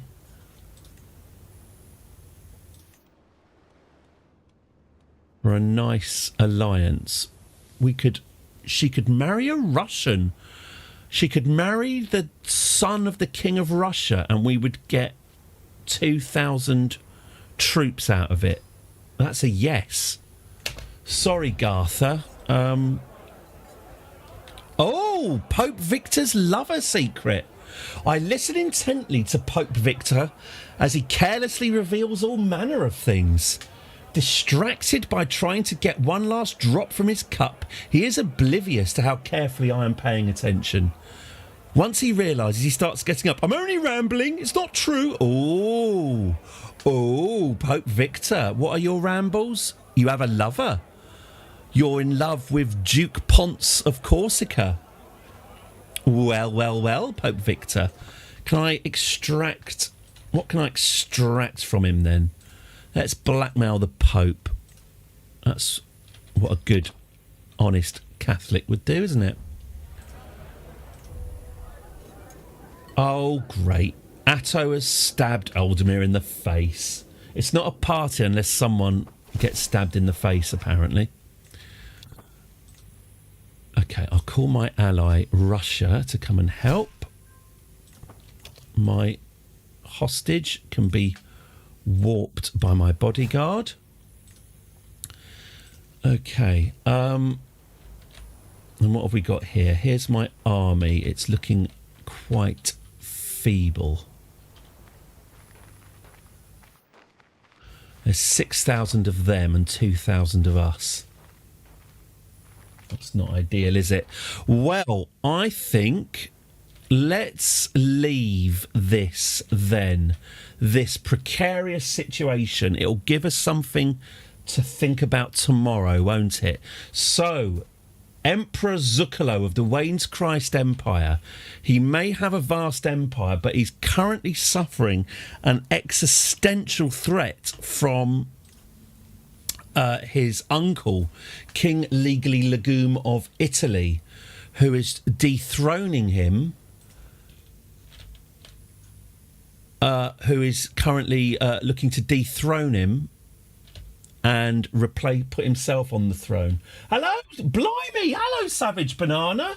Hello. Lovely to see you. Wonderful. I've been wondering where you've been. I hope you're very, very well. Excellent. Hello. I'm just about to finish this game, so I'm just summarising it. So yes, tomorrow we will be hoping. Oh my God, there's another faction. We're going to have to try and contort some sort of victory out of this, because this is looking, I wouldn't say grim, but I would say it's looking difficult. Well, hey! So tomorrow morning, we need to triple our forces somehow and repel the rebellion. Thank you so much for following Stim94000. And welcome! Thank you very, very much. You got to know your gift sub ran out. You didn't even know. Oh, it's lovely to have you here. Yeah, really nice. Excellent. Hello. Now we need to get Shaki and Shitey Fine back. Get the gang back together. Right. So that is the situation in Crusader Kings for tomorrow morning. I'll be back 10 o'clock UK time tomorrow, and we will try and put down this rebellion, and there will be consequences. But that's for tomorrow. For the rest of today, we're going to take a trip to the Crazy Chair, to the Dream Factory. So, those of you on YouTube, watching on YouTube, I'm going to have to disconnect the YouTube stream. We are going to go over to... we're going to watch Deal or No Deal on YouTube. I can't stream that on YouTube. I know it doesn't make much sense, but there you go. So I'm about to kill the YouTube stream. I would be absolutely delighted. Please come over to Twitch, twitch.tv/EddiePurple_arcade, Deal or No Deal season 2, where we are watching Deal or No Deal. So come over, come and say hi. If you can't be bothered, don't want to, or whatever, then we are back tomorrow at 10 o'clock to repel the Legume Rebellion. And if you can't make it to Twitch, then thank you very much for watching, and I'll see you tomorrow. But if you can at all make the leap, we'll be there for the next hour. Just us and Noel Edmonds. I'm just going to check. I'm just doing a quick check to make sure that we haven't skipped an episode. 22 identical. And we are bathing in optimism. Okay, brilliant. Yeah, we don't want to watch Richard the Normal Man again, do we? Okay, so that's all queued up. Marvellous. Right, let's get this frozen. So this is the 13th of February. So this is the day before... This is the day before Valentine's Day. All right. Okay, thank you very, very much, everyone. We are going to go over to Twitch now. So thank you very much, everyone. And YouTube people, I'll see you tomorrow. Cheers. Bye-bye. Take care. Bye-bye. Bye.